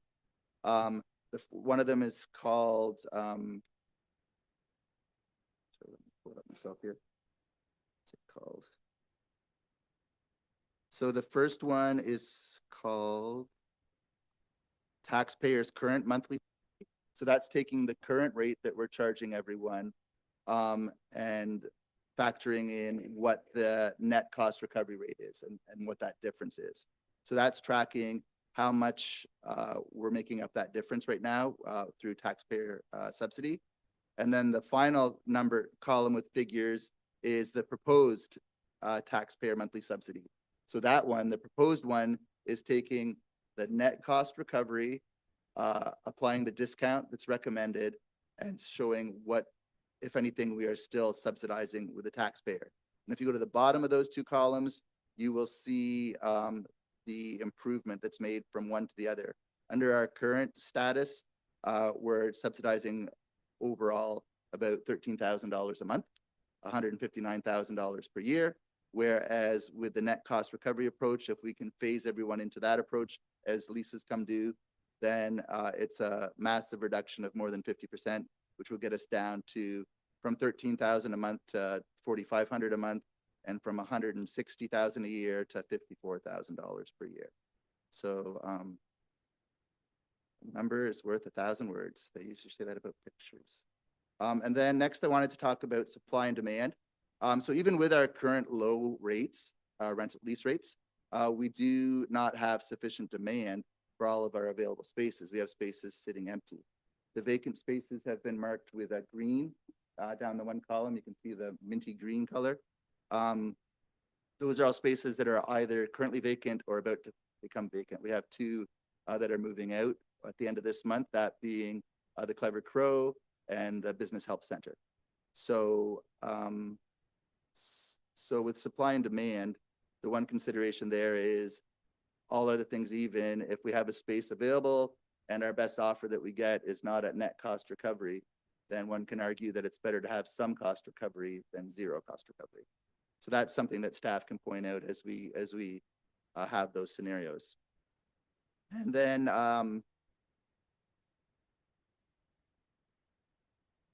the one other thing I wanted to point out is regarding our non-leased recreational spaces. The net cost recovery for those spaces, we'll be looking to apply a cost recovery approach for our user fees as well for the hourly rates for people renting meeting rooms, renting ice, renting sports fields. So that's something we'll get ready to bring forward during our annual exercise of looking at the rates and fees bylaw. So something for you to look forward to. Moving forward with lease rates, the proposed net cost recovery rates and discount classifications will be recommended as each lease comes due for renewal. One of those is on the agenda next with the Dolphins, and then there are 5 more set for review over the next 12 months, along with each currently vacant space as we enter into agreements on those. So with that being said, I'm happy to answer any questions you may have. Thanks, Director McDonald. Any questions from the members of council on this report? Councillor Lockie. Yeah, through your worship. So for my understanding and clarity, with respect to the net cost recovery model, so do we assume that like it's calculated based on everybody paying full rate, and then anybody who gets a discount is subsidized, or do we factor in that some pay reduced rate and yeah, we try to keep it all cost neutral? Okay, yeah, so our starting point for each of the, so the column, the 1, 2, 3, the fourth column of numbers called net cost recovery rate per square foot. That's all things even. That's not considering who the user group is. That's not considering if they're a group that may or may not warrant a discount. That's so, for instance, for Flood Exec Center, they're all at 90 cents because that is the net cost per square foot for non-ice space at the Flood Exec Center. And then we apply proposed categories with discounts. Oh, okay. So basically then, anytime that there's a discount rate, it's just absorbed in our annual recreation budget. Yeah, Okay. yeah, and is subsidized by the ratepayers. Taxpayer. Yeah, okay, got it. Correct, Thanks. yes. Perfect. Councillor Crockett, you had something you wanted to say? Anyone else? Deputy Mayor Smart? Yes. Margaret. Thank you for the report. So just to get some clarity with respect to the Dolphins, for example. So we've got what the monthly or the current monthly lease rate is. I know that they would qualify for the 15% discount. Do you have like a bit of a estimate of what that would be yearly with that reduction? Yes, I do, through the mayor. So as it stands right now, the Dolphins were paying $9,650 for the lease, plus $562 for their storage space. So with the adjustments, they would be paying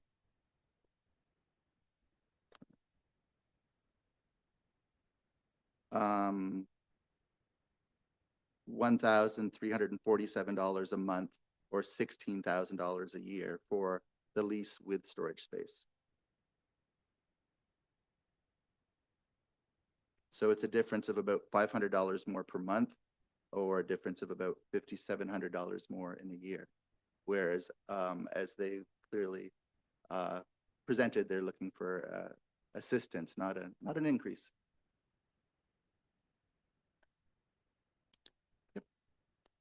Was there someone else with a question? Councillor Heeman, were you looking to comment? Question? Well, it's kind of a quandary, but I think like there's some good parts of this and there's some challenges too, right? Because I think the good thing is that we have greater transparency. I think there are a lot of different deals that have been structured over decades, and I don't think that there's ever been a comprehensive review like this.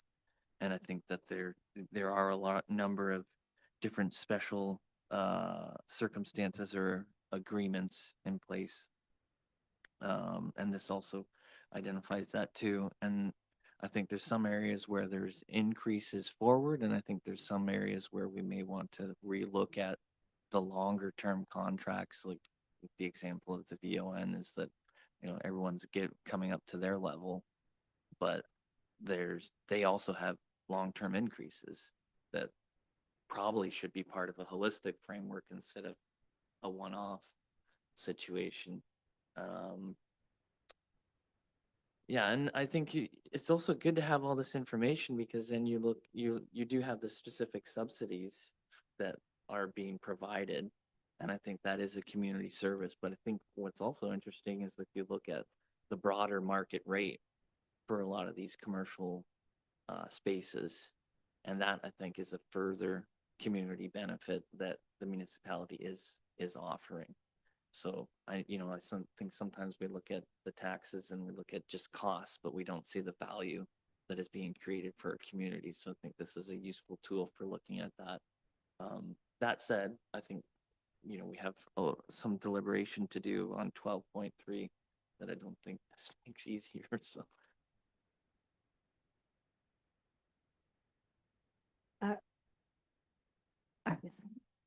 Councillor Crockett, go ahead. Thank you, Mayor. Just to echo everyone else, thanks for pulling this together. I certainly don't envy the work that went into this. It was complicated reading it on our end, so I can't imagine the time and effort that went into configuring these numbers. That being said, Steve, you touched on a number of the questions that I had in regards to kind of what the fees cover, whether they were covering all of the associated costs like utility, staffing, cleaning, etc. And I do think that it's really important that as we move forward, we have a fee structure that is fair and transparent, like Tom said, and yet sustainable for both the user groups and the taxpayers. I guess so. I'll just kind of fast forward to my question is of going forward, how will these rates be reviewed and updated? And is there going to be an expectation that this comes back through annual budget discussions or more formal review, individual leases? I'm just kind of wondering how, now that this has been put together, how we're going to just handle it going forward to keep the consistency, so we don't have just the ad hoc requests coming at us, because I think that's where our eyes have been opened. We recognize that there's some fabulous groups in the community that we want to help out, but seeing it all together, I think is maybe taking us aback a little bit. Through the mayor, a great question. Definitely some different opportunities there for how we do this moving forward. We can see best practices of other municipalities. We're also open to input from council, and staff can consult with each other as to whether this is just an annual exercise where a report similar to this comes forward with any adjustments as we monitor the annual actual numbers. Because really the only time these numbers are going to be applied every year is any leases that come up due for renewal that year, or any new DCs that are moving into space. It's not like every year, if we adopt this number, that we're contacting if all 22 spaces were being used, a lot of them are already under current contract, so they're sticking with what the contract states. Sorry, side question on that, since we're on it. Are we looking to do annual rentals, or are we looking to do longer term rentals if we can? Yeah, definitely longer term. The exercise of renewing leases is quite onerous. So the longer the better as far as I'm concerned. However, we also don't want to be locked in for, say, 50 years, although agreements also always generally have an out clause so that if something needs an update for whatever reason, it doesn't have to wait till the contract expires. Okay. Okay. Councillor Heyman, go ahead. Thank you, Your Worship. I'm just wondering if there's any consideration to what we have deemed locally significant events. Organizational partners that carry out locally significant events. The municipally significant event designation only applies for applying for alcohol licensing. So that's the only thing that applies for. It's a provincially required designation in order for them to receive a license. So that whole process is only that they can receive a alcohol license. Connect their tourism. That's it. Did you have anything further, Councillor Crockett? I did, but I would perhaps want to ask the clerk on when's an appropriate time to discuss the Dolphins dressing room more. Can we? You probably should deal with this first because it impacts the next one. If you want to bring them all together, you can, but right now this is the report we're dealing with. So I shall ask my questions now then. Okay. Um, so I think it's clear that the Dolphins are looking for a bit of reprieve from their rental costs. And with a significant increase of almost $6,000 going forward, I would consider that quite substantial. There was just a few things that I think I wanted some clarification on. So I had mentioned during the Dolphins presentation that we already do a shared sponsorship piece with that. And I was curious whether or not it's been considered by the team or the municipality to include the dressing room as part of the external sponsorship option. Just throwing that out there since that work's already been ongoing. And I think just as a comment, to me, it makes sense that there would be an annual rental fee for the Dolphins because you utilize the dressing room, like you keep equipment and storage and everything there, and you would continue access to it. And I know that that was a point in your letter. And then I do just want to state that I appreciate the comparables of the other teams in the areas, but we don't really know the circumstances behind those. I would say what my hesitation is there could have been background contributions similar to like how the wheelchair rugby did their lease agreement that we're unaware of. So I think that this garner some more discussion of what's sustainable for such an important group, but also being cognizant of what the other side of things are on a subsidy thing. So I'll leave it at that. If anyone else has comments regarding the dressing room in particular, or Steve. Yeah, I'd like to just respond on a couple of the points you had there. First of all, we're definitely open to discussing any options with the Dolphins for other fundraising opportunities, sponsorship opportunities where there could be revenue sharing. When we get to the Dolphins report, it will say, as per that report I brought to council in the second April meeting, excuse me, county legal recommended that the revenue sharing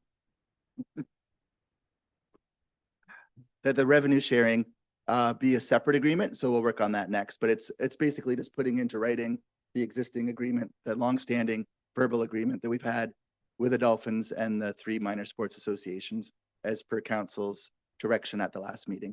But definitely some opportunities there. The other thing I was going to say, just through the comments from council thus far, and so that if we're gonna lock into any sort of a first step and a first try at this, we may want to change category 4 if we're gonna pass the recommendations. Instead of free use from council, it could be special discount, whatever that is, as determined by council. Because otherwise, right now, the categories lock us into 100%, 0%, or 15 or 25% off only. So sometimes there might be something falling in the murky gray area. So that would give council a bit more flexibility if you so wish. Counselor Heeman. I would agree with Steve on that because I think category 4s are not discounts. Those are agreements that were made for, in some cases, sponsorships or you know, I'll just use the Ag Society example because it used to come up a lot. It hasn't come up in a while since we came up with the agreement, which was, God, maybe 100 years ago, maybe 50, 500 moons, who knows. The Ag Society donated the land, so that's why one of the reasons that they have their legacy agreement, right? And that was an exchange, that was an agreement. So it kind of honors the spirit of some of the partnerships. Again, when the Lions donate $1 million and then they get, but it's really prepayment of fees, those are agreements, they're not discounts. Okay, Deputy Mayor Smybert. So when I take a look at what the current taxpayer is subsidizing versus the proposal, I mean, obviously that's good news for the taxpayer. And that's significant, like that's from year to year. Was there any consideration in terms of phasing some of those increases in over a certain period of time rather than kind of doing it now? And maybe it just might be a timing thing, especially with the Dolphins, I guess. Certainly. So the one other option is once we've got some leases that are due for renewal. So my thoughts are we approach those first, get those back to council and apply the new, or at least council consider applying the new net cost recovery rates. And then after that, there are a few that we could look at the out clause for the current lease. If it's a long-standing lease and their current rate is way off track, then we can look at whether we want to opt out of this right now to renew it with a more appropriate rate going forward. Okay, any further discussion on the matter from council? Chantal? Go ahead. Sorry, I think Tom was getting at, and Steve as well, is that I think before we go forward with this agreement, we need to look at the language around category 4. Is that something that we want to look at?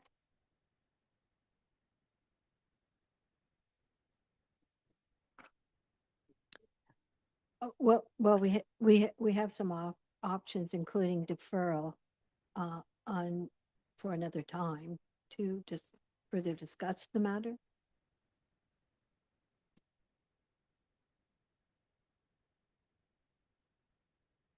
Well, I'll go first. I guess if we're going to explore a change to category 4, it would be helpful, I think, for council to have some kind of criteria. Otherwise, I think it could be, we'll have delegations potentially every meeting to say, look, we don't really fit in these categories, or we've got, special significance to the municipality. And I think it's going to be, this is difficult enough as it is. I just think that by opening it up, it would be more problematic for council. Thanks, Deputy Mayor. Councillor Heeman? I think this is a good framework. I think we may need a little bit more time to give some of these groups opportunities to present their case in certain instances. And I think allowing a little bit of, like, we have a perfectly good example where we have a number of different revenue tools for a specific group, or and I think this is ultimately the direction that we want to go.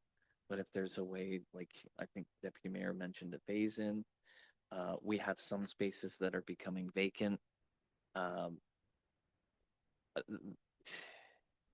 I can see for a lot of like the more commercial ones that they're not as big of an increases, but for some of the volunteer groups and community groups, like those, that's a big adjustment. And if, I think this could be almost like a public notice, and it could be an opportunity that we can have discussions about, these are our real costs. How can we work together towards a creative solution? Because some things are appropriate to be subsidized by the community, and sometimes we can come up with a creative solution by having the conversation. Okay, I think at this point, since there's this is a big topic and with lots of discussion, I'm going to defer to the clerk to come up with something here. So what I'm hearing is you were approve or receive the report, and that you're requesting staff report back on phase-in options for the categories, and also include a criteria for altering category 4 to permit setting of rate. And at that time, you will decide on the other categories as well. Director McDonald? Yeah, if I might suggest perhaps one change to the recommendations that might take care of this is just, and I had assumed this and didn't think to put it in the recommendations. And I think I speak to it within the report, is the phase in is definitely an option. I think a great idea. That's what we did with VON. We're phasing them over 5 years.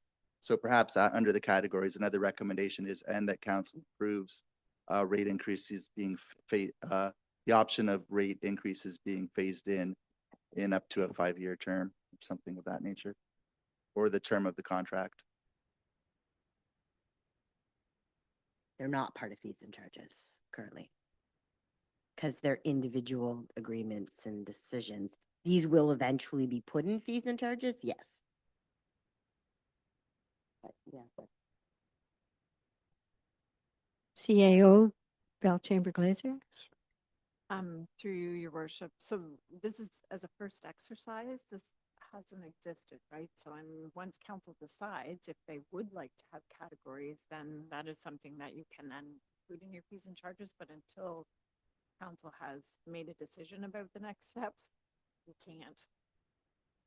Yeah, but you could see how this affects the budget, which is outside of our term. fees and charges are set annually. That's outside of that. Yeah, I know. Yeah. I know. It's just like we're basically calculating a subsidy for the next term.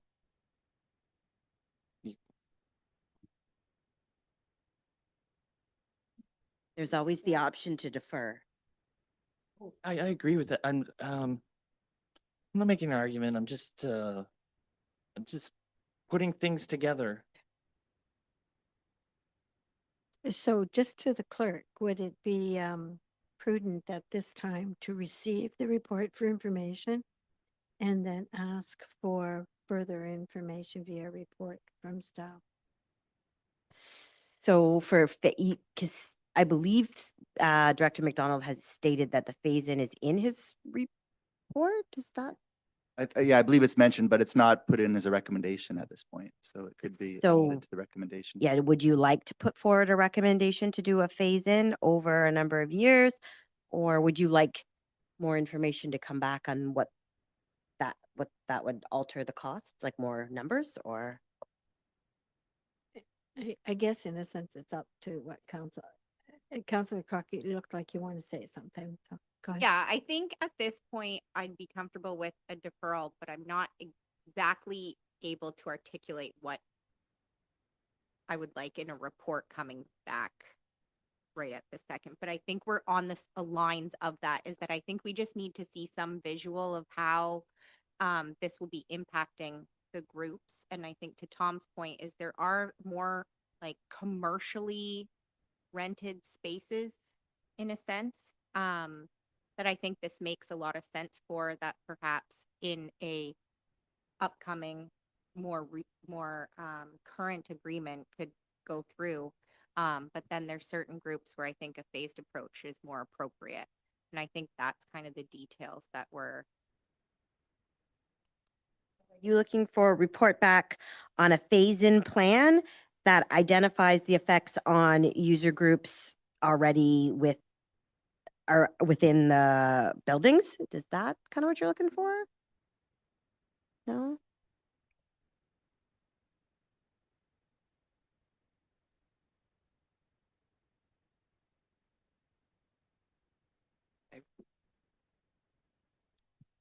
Councillor Heeman. Have these proposed changes, has there notice been given on these proposed changes to these user groups? Through the mayor, no, because they won't come into effect until leases are due for renewal. So as I'm bringing leases back to council, they would be proposed that I would be having discussions with those user groups before bringing the agreement back, at which point I can say, I've already talked to company ABC. They're aware that their new rate is 90 cents per square foot per month as per the net cost recovery, and they're in agreement with it, or otherwise if they're not in agreement with it. So these changes take effect over a much longer period of time based on the end of contract dates or when we end any contracts early to address it.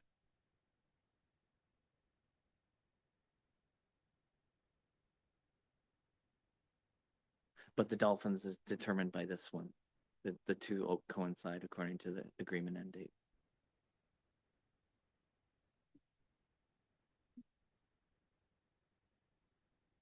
Yeah.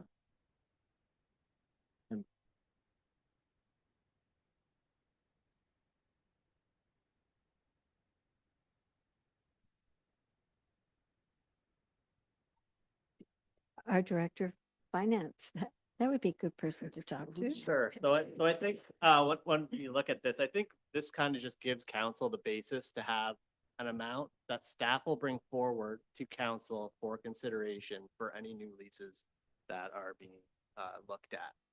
Council can decide to apply whatever discount they want, notwithstanding that recommendation from staff. So we bring forward a category 3 at 25% and council says, I think we should apply a greater discount because of XYZ, then I think that can be presented in the lease agreement. And I don't know if that gets us to where. Councillor Heeman. So just because we are talking about these things concurrently, I think we could reasonably approve this framework and then look at the Dolphins separately and have a separate discussion about when their phase in time is, and to allow for proper discussion and due diligence and looking at revenue advertising discussions and looking at potential agreements and things of those nature, because I think that this is a well thought out plan.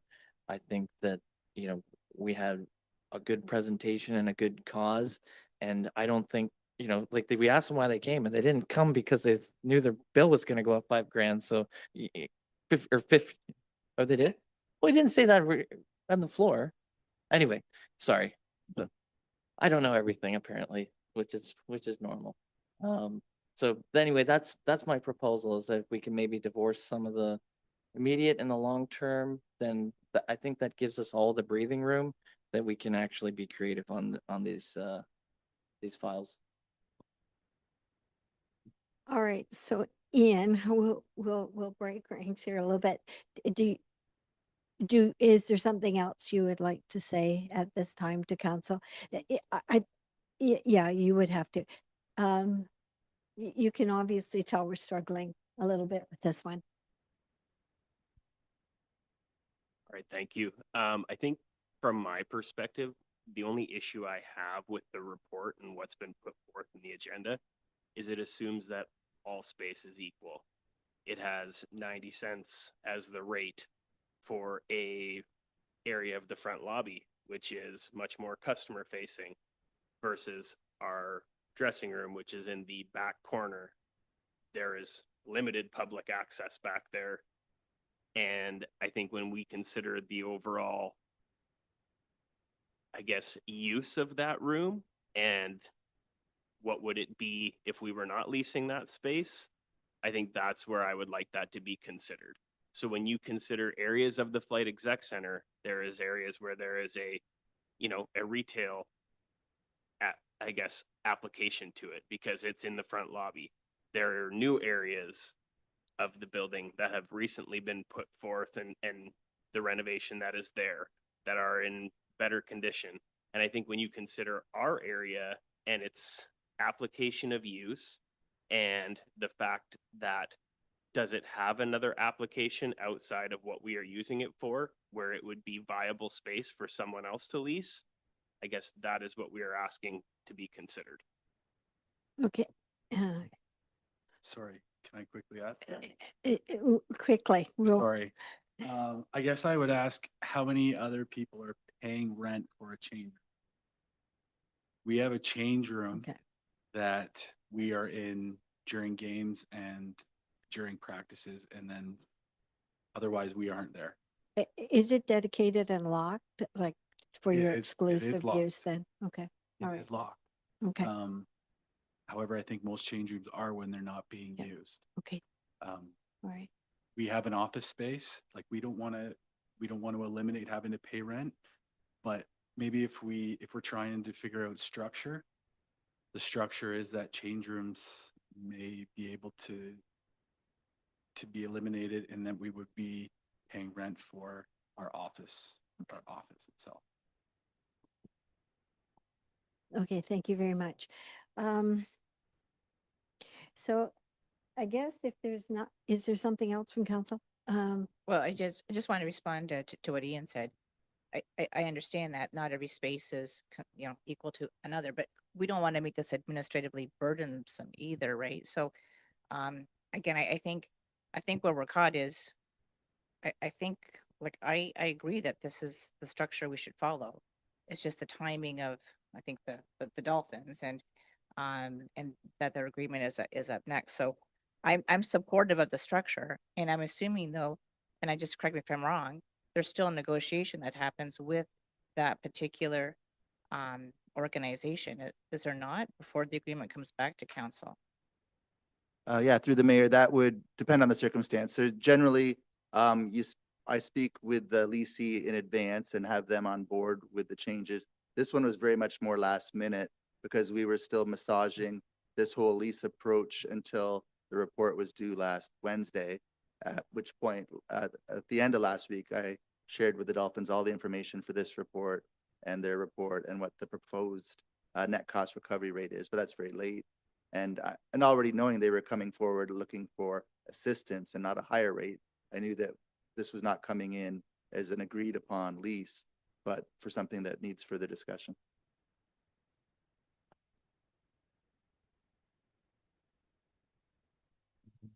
Counselor Heeman? Yeah, I'm just wondering if the locker room is more of like a storage area. You know? Yeah, but it's not used all year, right? It's not used regularly, like the use pattern and the public exposure pattern, right? And then storage space is still assessed at a category 2 value. It's just a thought, but right. And again, like it does, if there's an agreement where it's acknowledged that there is not cleaning service provided, there's not cleaning services provided for storage, there are similar use patterns, and that still acknowledges that there is a modernization of rates, because that's still a 9-cent increase over what is currently being paid. You know,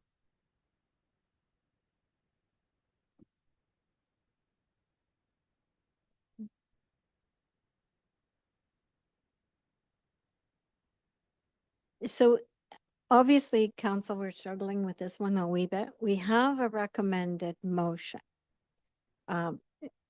So maybe I'm a little out of turn on this one, but do we want to work with the recommended motion, or would we move to defer this until another meeting? I would motion to approve the schedule as presented, with the understanding that we still have to deal with 12.3, and then I think we can deal with that. But because I don't want us to, you know what I mean? I'm not going to make a bad metaphor, but yeah, I will move the recommendation as presented. Oh, okay, then do we have a seconder? Deputy Mayor Smyber, all in favor?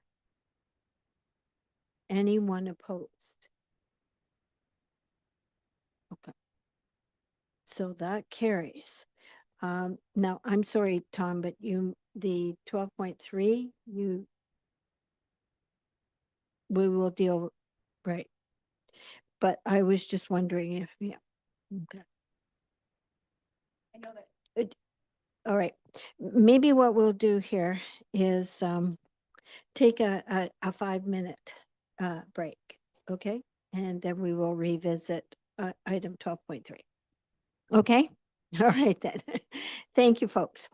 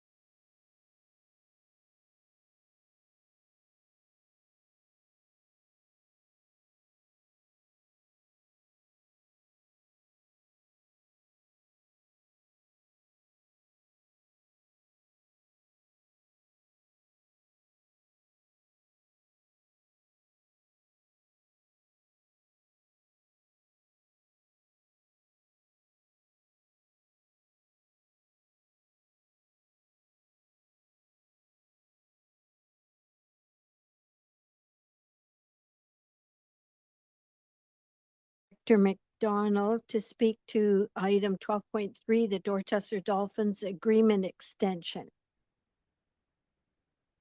Thank you, through the mayor.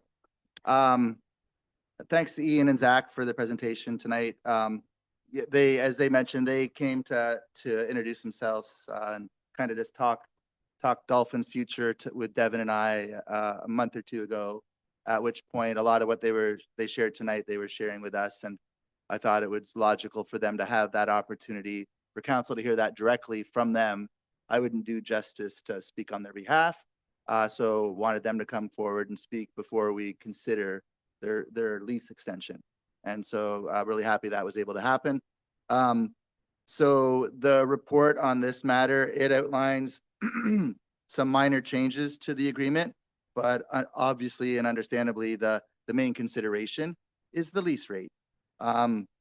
So the recommendation for the report was to apply the net cost recovery approach. But we've had some good discussion since then, just this evening, about other options.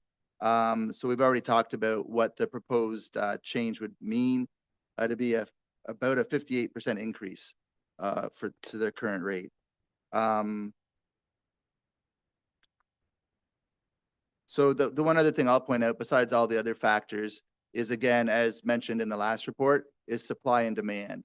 If we were, worst case scenario, which we're all going to do our best that this isn't going to happen, but if we were not able to reach consensus and reach an agreement, then that space sits empty. And instead of getting whatever they do provide us for lease, we get zero, which does not help cover our cost recovery whatsoever. So I think that's a really big factor. And besides not wanting to lose whatever bit of money they provide in that regard, is just more importantly, I think, obviously what they provide to this community in the way of hockey and junior sports and community experience. And so the agreement is recommending a 5-year extension. I think it's safe to say that it may have to be deferred and me report back with a different rate, which is fine. But obviously any direction from council on what that rate might look like would be helpful. And I'm happy to answer any questions at this point. Thank you, Director McDonald. Okay, so Deputy Mayor Smyber, you have something to say? Yep. So I just think for me, it's just the timing, right? So we approved the framework, and the Dolphins are going to be the first to kind of get caught with the increase in the rate. So, and then given the delegation and the request to take a look at decreasing some of those costs, I would like to move that we enter into an agreement with the Dolphins at the existing lease rate that they have today. So that I'm sure that would mean that staff would have to go back and then bring back an updated agreement to the next meeting. Do we have a seconder for that, or would you speak to it? Yes. Yeah, I would agree that, but I'd also like to make a comment because, we want to keep the Dolphins, and I think it's a very fair ask. So maybe we could make a recommendation for staff to propose like a decrease for the next budget to be approved by the next term of council.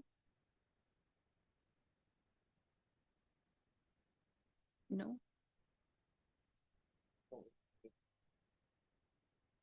So, but the agreement's for 5 years though.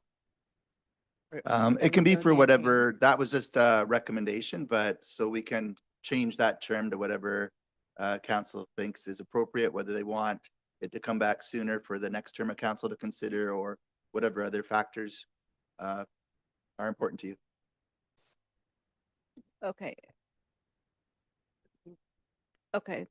Because I just think if I'm an organization, I want to know what those rates are, probably for the entire season. Yeah, I think holding it the same is effectively a decrease because our costs are going up, right? So by not including inflation costs, we are offering a discount. Yeah, no, I recognize that. But I think they did have a very good point that it's not prime real estate. It's way in the back corner. So, I would say, it's just, I'm pretty sure that, that Ian and Zach would probably support us, keeping it flat for now and then maybe considering a decreased, maybe just have at least just until the end of December and renewing it then with the next term. And maybe they'll consider the decrease. Yeah, sorry, Director. and what I meant by, maybe not as long, so that the next term at council has a chance to consider it as well. But then as well, one of the councillors said that the Dolphins would obviously like to know what their cost is going to be for the season. So I'm sorry, I did not mean that it should necessarily needs to come back right away for the next term of council, but at some point during their 4-year term, maybe to come back. But yeah, definitely, we'd want to lock in for a 1 season minimum, if not longer. I think you do 3 years, and I think you look at ways that we can, again, what are revenue sharing opportunities? What are ways that we can increase promotion activity to increase revenue and increase sharing? Like, I think that if we do a 3-year term, then that's certainty for, to do some activities and investment in the organization. And I think there's nothing that stops us or staff or the next council from working on additional discounts or revenue sharing opportunities in between now and the termination of that 3-year period. I'm just going to interrupt here because we already do have a motion on the floor. So, and I'm sorry, we have someone who has moved the motion. So I think right now we need to find out if there is a seconder. Can we repeat the Can we motion that's on the floor? So Deputy Mayor Smybert has put a motion on the floor to receive the report and that council approves entering into a lease extension with the Dorchester Dolphins Hockey Club Limited for continued use of space at the Flight Exec Center located at 2066 Dorchester Road, Dorchester, at the existing lease rate. Yeah, I'm not sure what the lease rate is. Quick comment. Go ahead. Is that for the entirety of the 5-year term? There is no term set on that. It can be a friendly amendment to add a term if you would like. If not.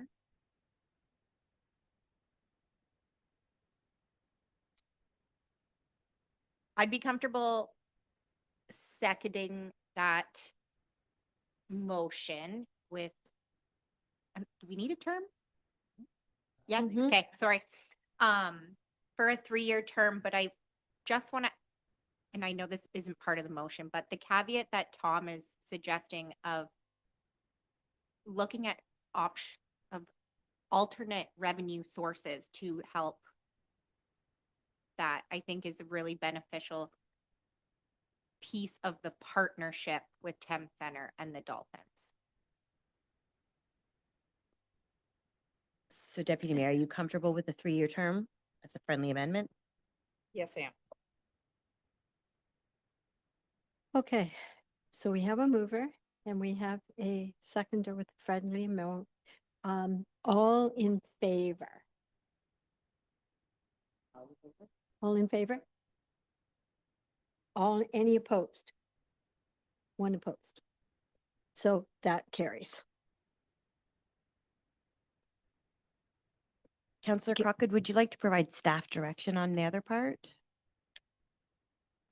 Tom, do you want to take over the staff direction part? Yeah, I would make a further motion that staff be directed to undertake discussions with respect to additional revenue sharing opportunities and alternative agreement arrangements for a report to be given at a later date.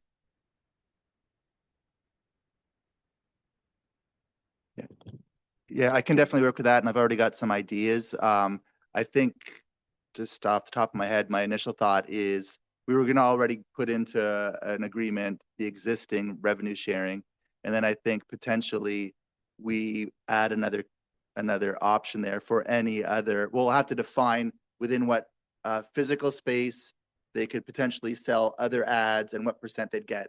Just leave it simple like that. Like, as opposed to saying, if they put an ad here, it's going to be at this, like, I don't want to have 50 different things. We'll try and make it as all encompassing and straightforward as we can, after discussions with the Dolphins, of course, to reach an agreement on what we think would work to bring it back to council. Yeah, I like that. I don't want to be prescriptive.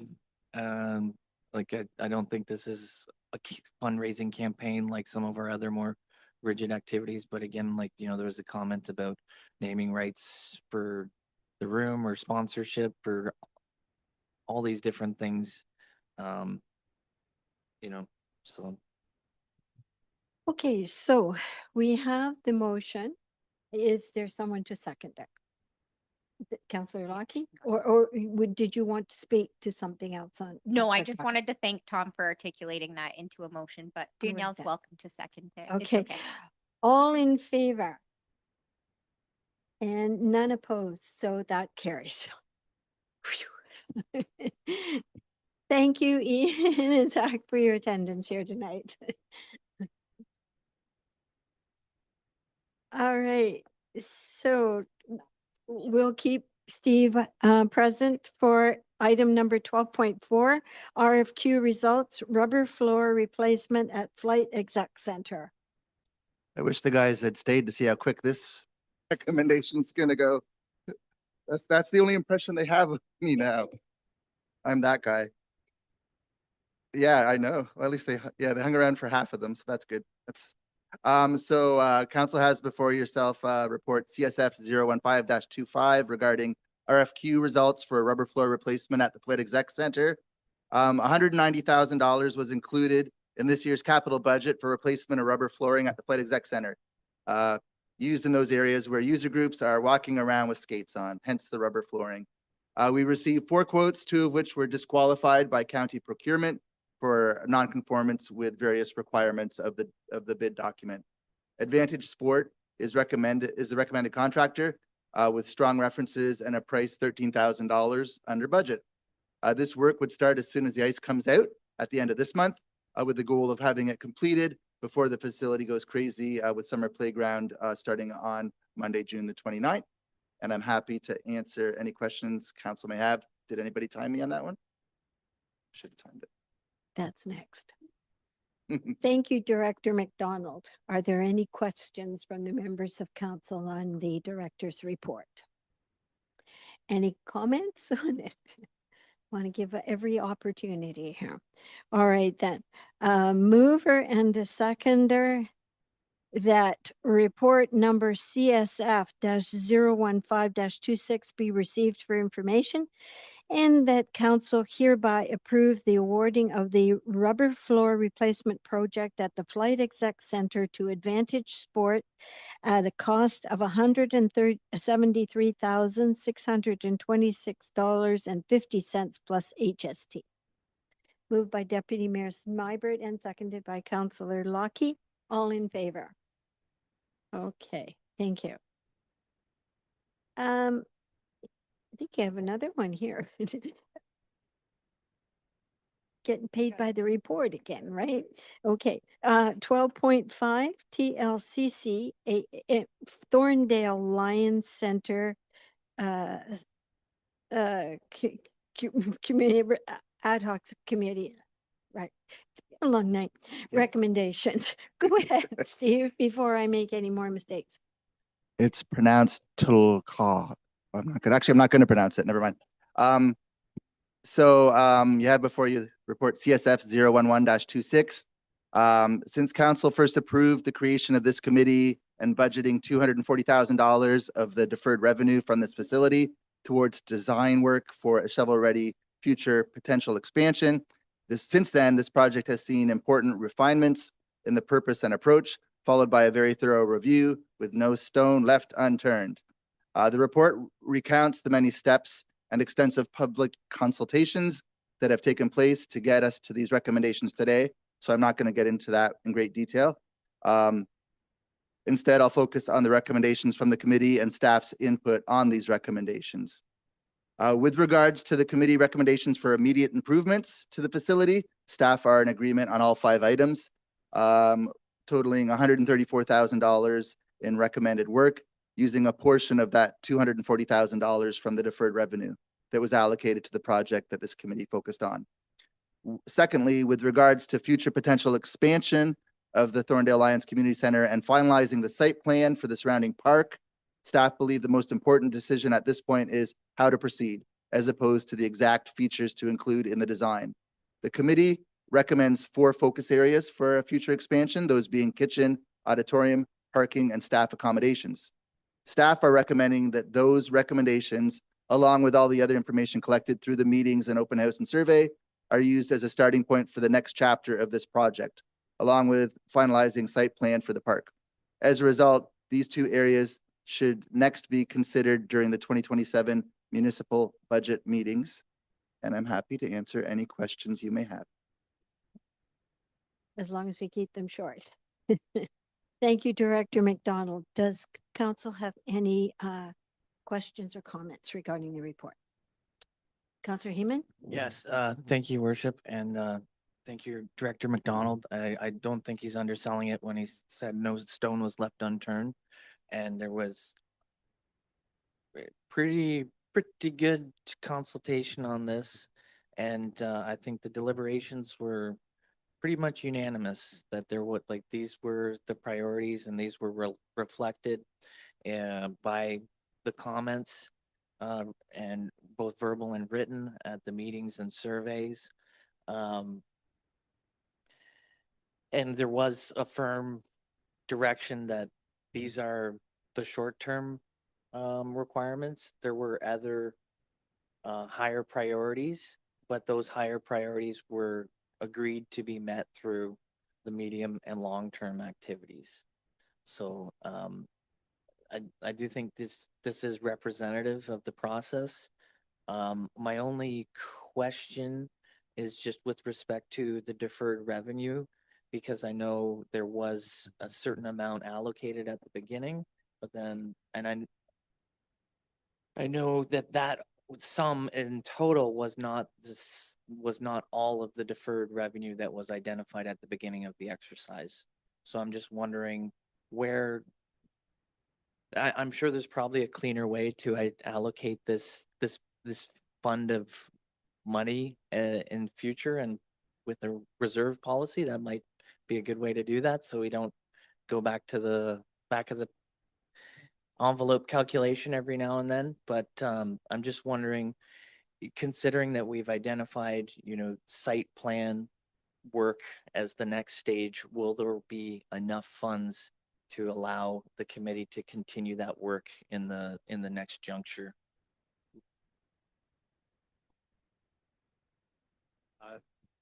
Through your worship, I don't have the exact number. I think it's in the report. It's around 360,000. Jan, yeah, shaking her head. Yeah, it's left in deferred revenue that can be used for future project.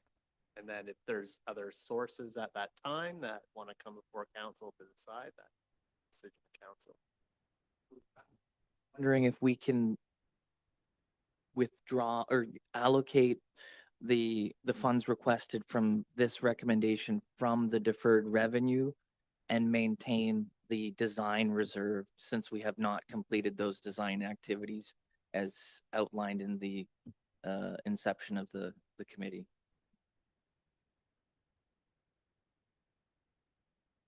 Those are not within the committee budget, so that would, you see, because Steve said it's 200, sorry, Director McDonald said 240 was outlined for engineering. I'm just wondering if we can keep those funds inclusive of engineering and use the difference.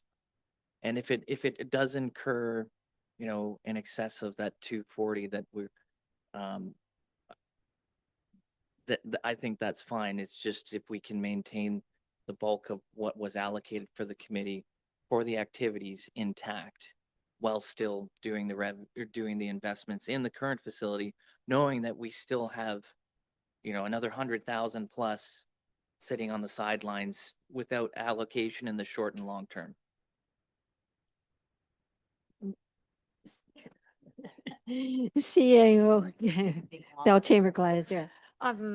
So, well, through you, your worship, it does seem like it would be simpler to keep what was already allocated towards the project within the project scope, and if it changes, come back with a further report to draw on other funds outside of what was already allocated for this overall project, even if it's engineering versus the work.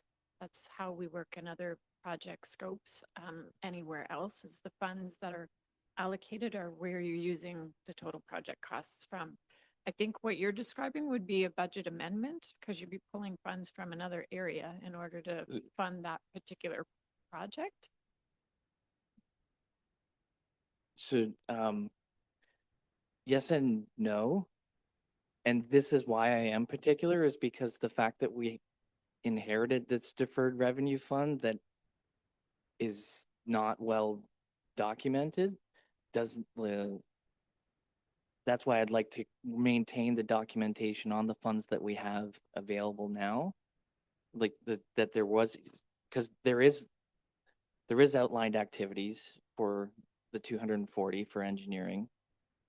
And there's no allocation for those remaining funds outside of that, right?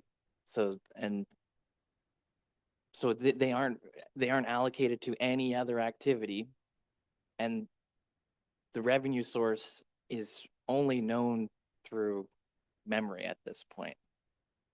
And that's why it would be better for those funds not to be sitting around unallocated for a long period of time, and then have the remaining documented funds, right? Because again, what those funds were allocated for was for engineering. They weren't for facility improvements, right? Just, there was actually a change of the terms of reference. Remember, there was a vote to take some of the money and do short term, it was a term of reference to come up with that for this project. The 240,000 budget was to remain the same for that committee to work within. They did change their scope partway through. We had a report to council and you guys approved the change of scope, which could do some short-term improvements. And I think the reality is that Steve's going to bring, according to the recommendation, Director McDonald will be bringing forward the facility expansion design. I'm assuming using the rest of the money allocations in the 2027 budget for the next council to determine. I could be incorrect, but yeah. So there was definitely a resolution of council to allow this money to be used for that. Yes, but I think that there was intent behind that original number, and when that change of scope was brought forward, there wasn't a discussion that it would be over 60% of those funds. And what I'm trying to bring voice to is the voice that we heard in committee, is that, you know, people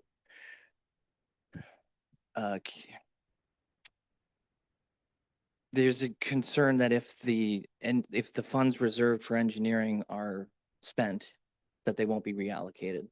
So that's the concern and anxiety that I'm trying to bring voice for.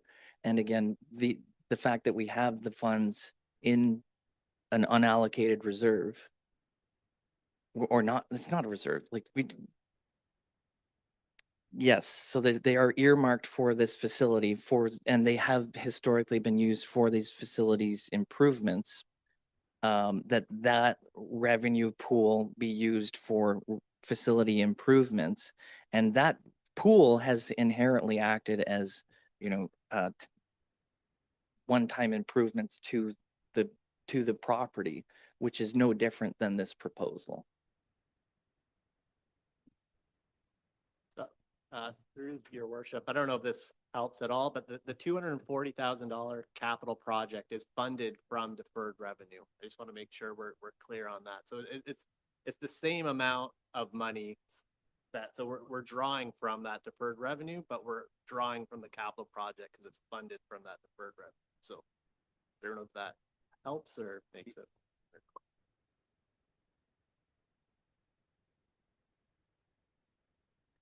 So is that what you're aiming for, Counselor? The 240 to be set aside? Is that what you're, No, that the facility improvements come from the deferred revenue fund and that the budget for design remains in place.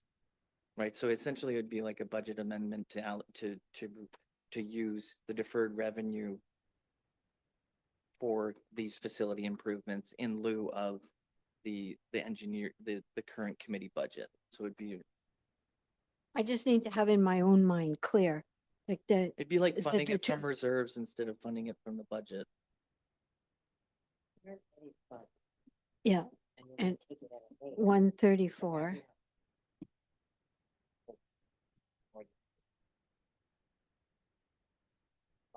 So in both cases, you still have the same amount of money in the public coffers unused at the end of this fiscal year.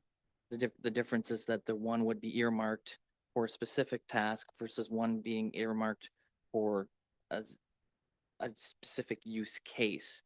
And the reason that use case is we don't have a reserve policy. So that's where the concern comes from, is that how do we is we pass the approval of a draft. We don't have a so where is this fund within the reserves? Through your worship. So because this is deferred revenue, the reserve policy doesn't apply, but I think I understand what you're trying to get to Councillor Heeman. I think what you want to do is create a capital budget amendment, the 2026 capital budget, and add a capital project for the amount of these upgrades to be funded from deferred revenue, so that you're taking from the 335K left over, that's left. Bingo.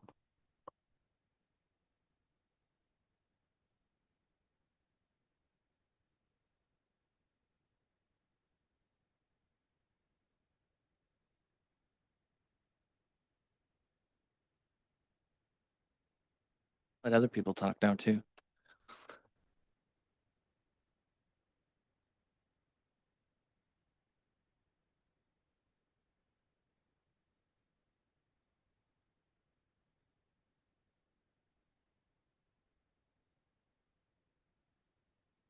You think that was hard to articulate? Like this was the only difficult part of the committee decision, is that people wanted to see community improvements, but they didn't want to risk the future by drawing down those funds. So that, yeah, right, your worship, that was kind of a sticking point for quite some time.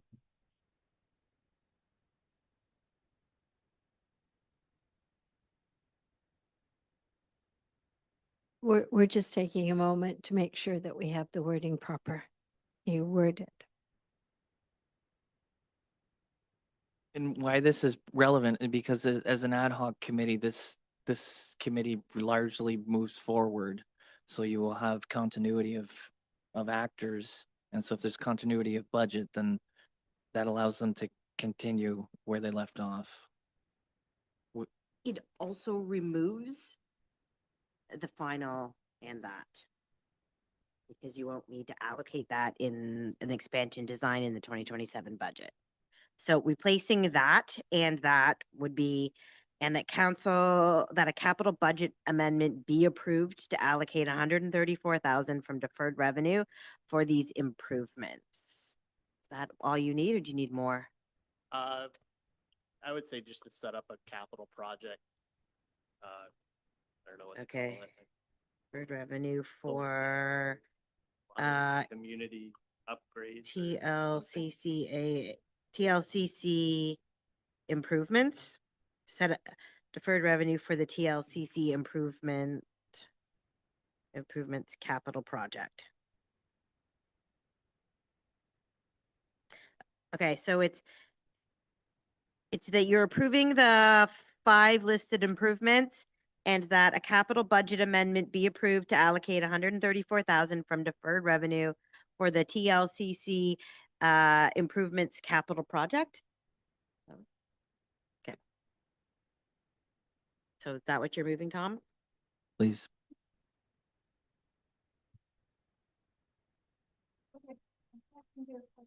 Oh, sorry, a seconder for that motion. Deputy Mayor Smyberg. Okay, all in favor? And that carries. Okay. Okay, we're going to move to 12.6, Fleet Unit number 104, removal from fleet, and we'll turn to our Director of Public Works, Jared Craig. Thank you, Your Worship. I'll first start off with Chief Dorkin helped me write this report, so he's not here tonight, but thanks very much. PW 01826, Fleet Unit 104, removal from fleet. Unit 104 was replaced in 2016 and has been kept as a spare at Station 1. A recent fleet and tanker capacity review accounting for current apparatus, water tanker needs, and mutual aid found adequate capacity without Unit 104. So its removal will not reduce operational service levels. As a 1991 model, it carries increased safety and operational risks common to apparatuses over 20 years old and has served mainly in a support role for nearly a decade. Proceeds from its sale would go to the Fleet Capital Reserve Fund. If you have any questions, happy to answer them. The kids played on it.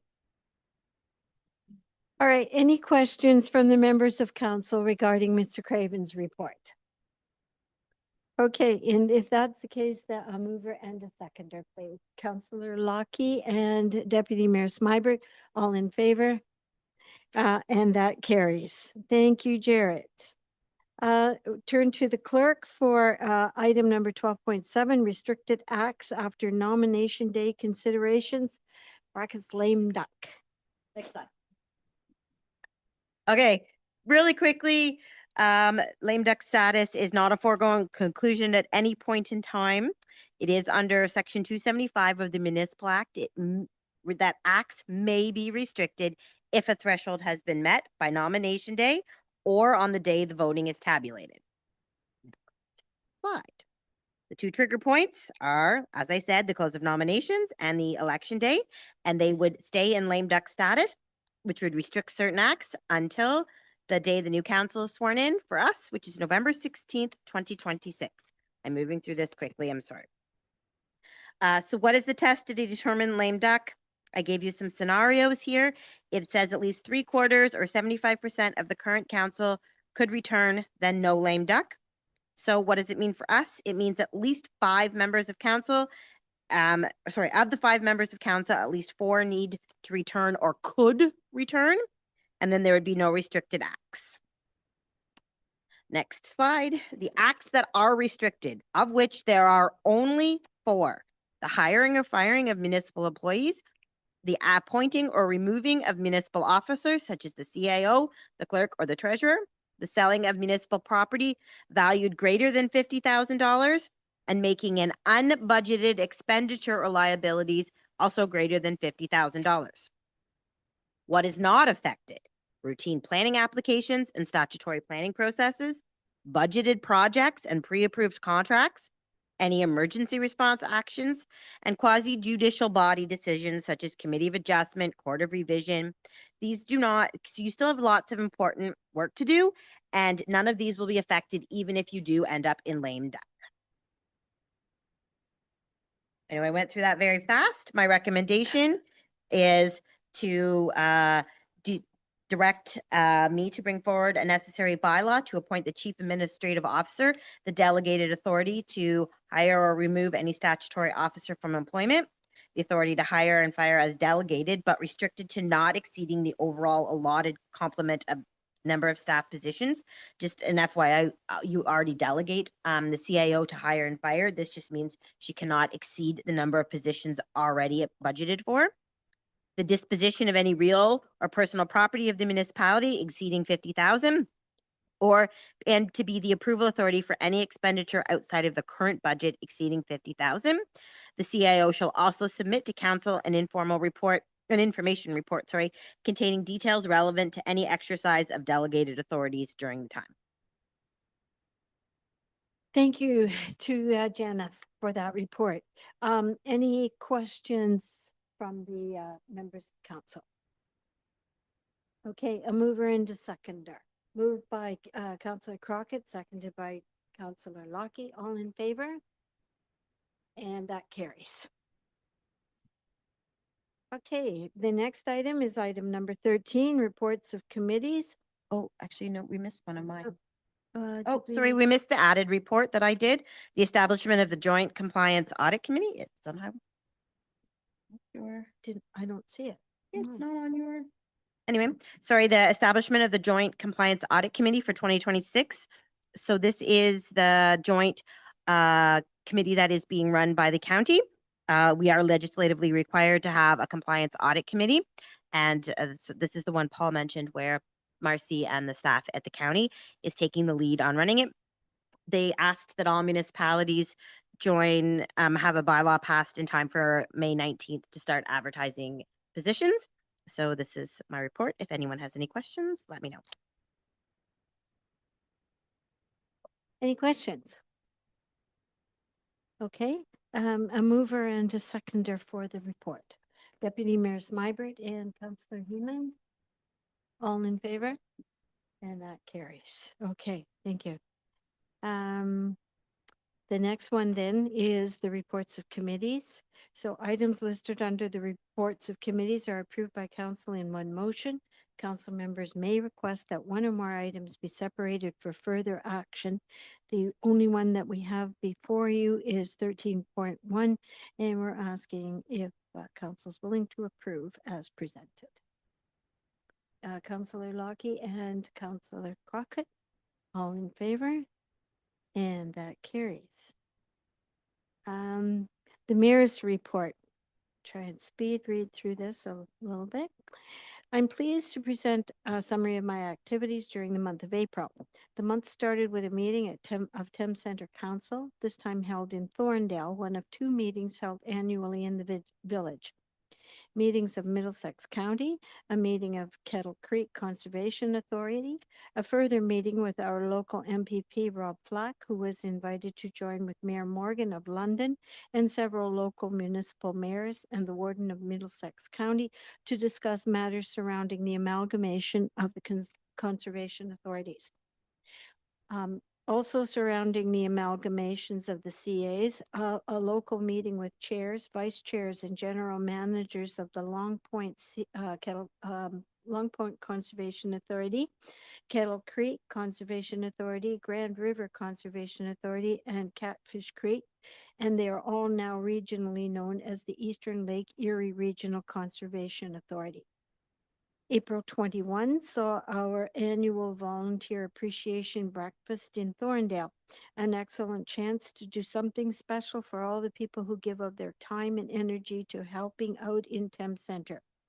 My very sincere thanks to all our hardworking staff who worked to put this breakfast together, and special thanks to Alberta's for an exceptional breakfast. Lastly, the end of the month saw a trip to the town of Parry Sound in beautiful cottage country for the annual meeting of OSM, which stands for the Ontario Small Urban Municipal Conference. I always find something interesting coming from these meetings. Plus, it's a great opportunity to share some common themes, problems, and solutions for the people working in their municipalities at the county level. I will add just one thing quickly. We don't have a whole lot of details, but you probably are aware of that an announcement has been made for an extension of the public school at in Thorndale, the West Missouri Public School. As soon as we have any more details regarding this, they'll be made known to the public. All right. Any unfinished business? None. Any notices of motion? None. Any new business? None. Okay, moving to bylaws. A mover and a seconder that bylaw, well, no, we're going to have to change that. So that bylaw 40-2026 be given a first and second reading, and that bylaw 42-2026 be read a first, second, and third and final time.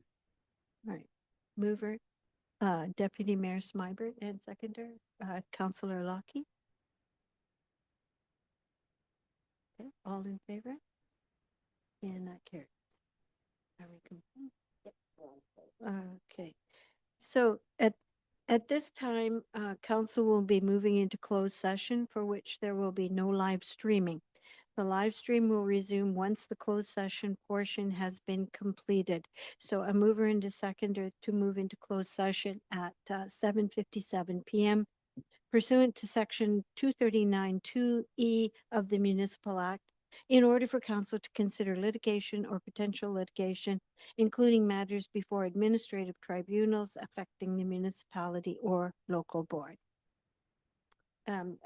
Moved by Councillor Heeman and seconded by Deputy Mayor Smybert. All in favor? Okay, that carries.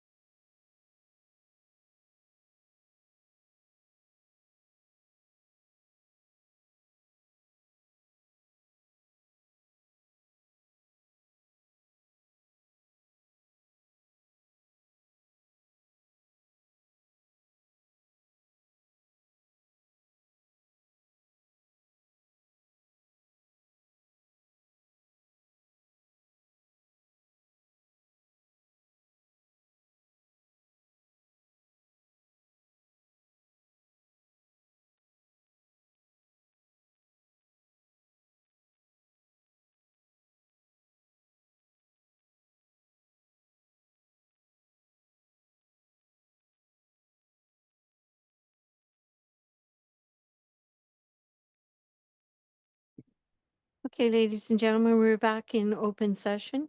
During closed session, council considered information related to litigation or potential litigation, including matters before administrative tribunals affecting the municipality or local board, and provided direction to staff. And further passed a motion to extend the curfew of tonight's meeting. Mover and no, I don't need that. So confirmatory bylaw, being a bylaw to adopt, confirm, and ratify matters dealt with by resolution of the municipality of Thames Center. A mover and a seconder that bylaw 41-2026, being the confirmatory bylaw, be read a first, second, and third and final time and be adopted. Deputy Mayor Smybert and Councillor Heeman, all in favor? And that carries. Just one thing further, the next meeting will be held here in the chambers on Monday, May 25th, at 5 p.m., followed by Monday, June 15th, 2026, also at 5 p.m. At this time, I call for a mover and a seconder to adjourn the meeting at 8:08 p.m. Councillor Crockett and Councillor Lockey. All in favor?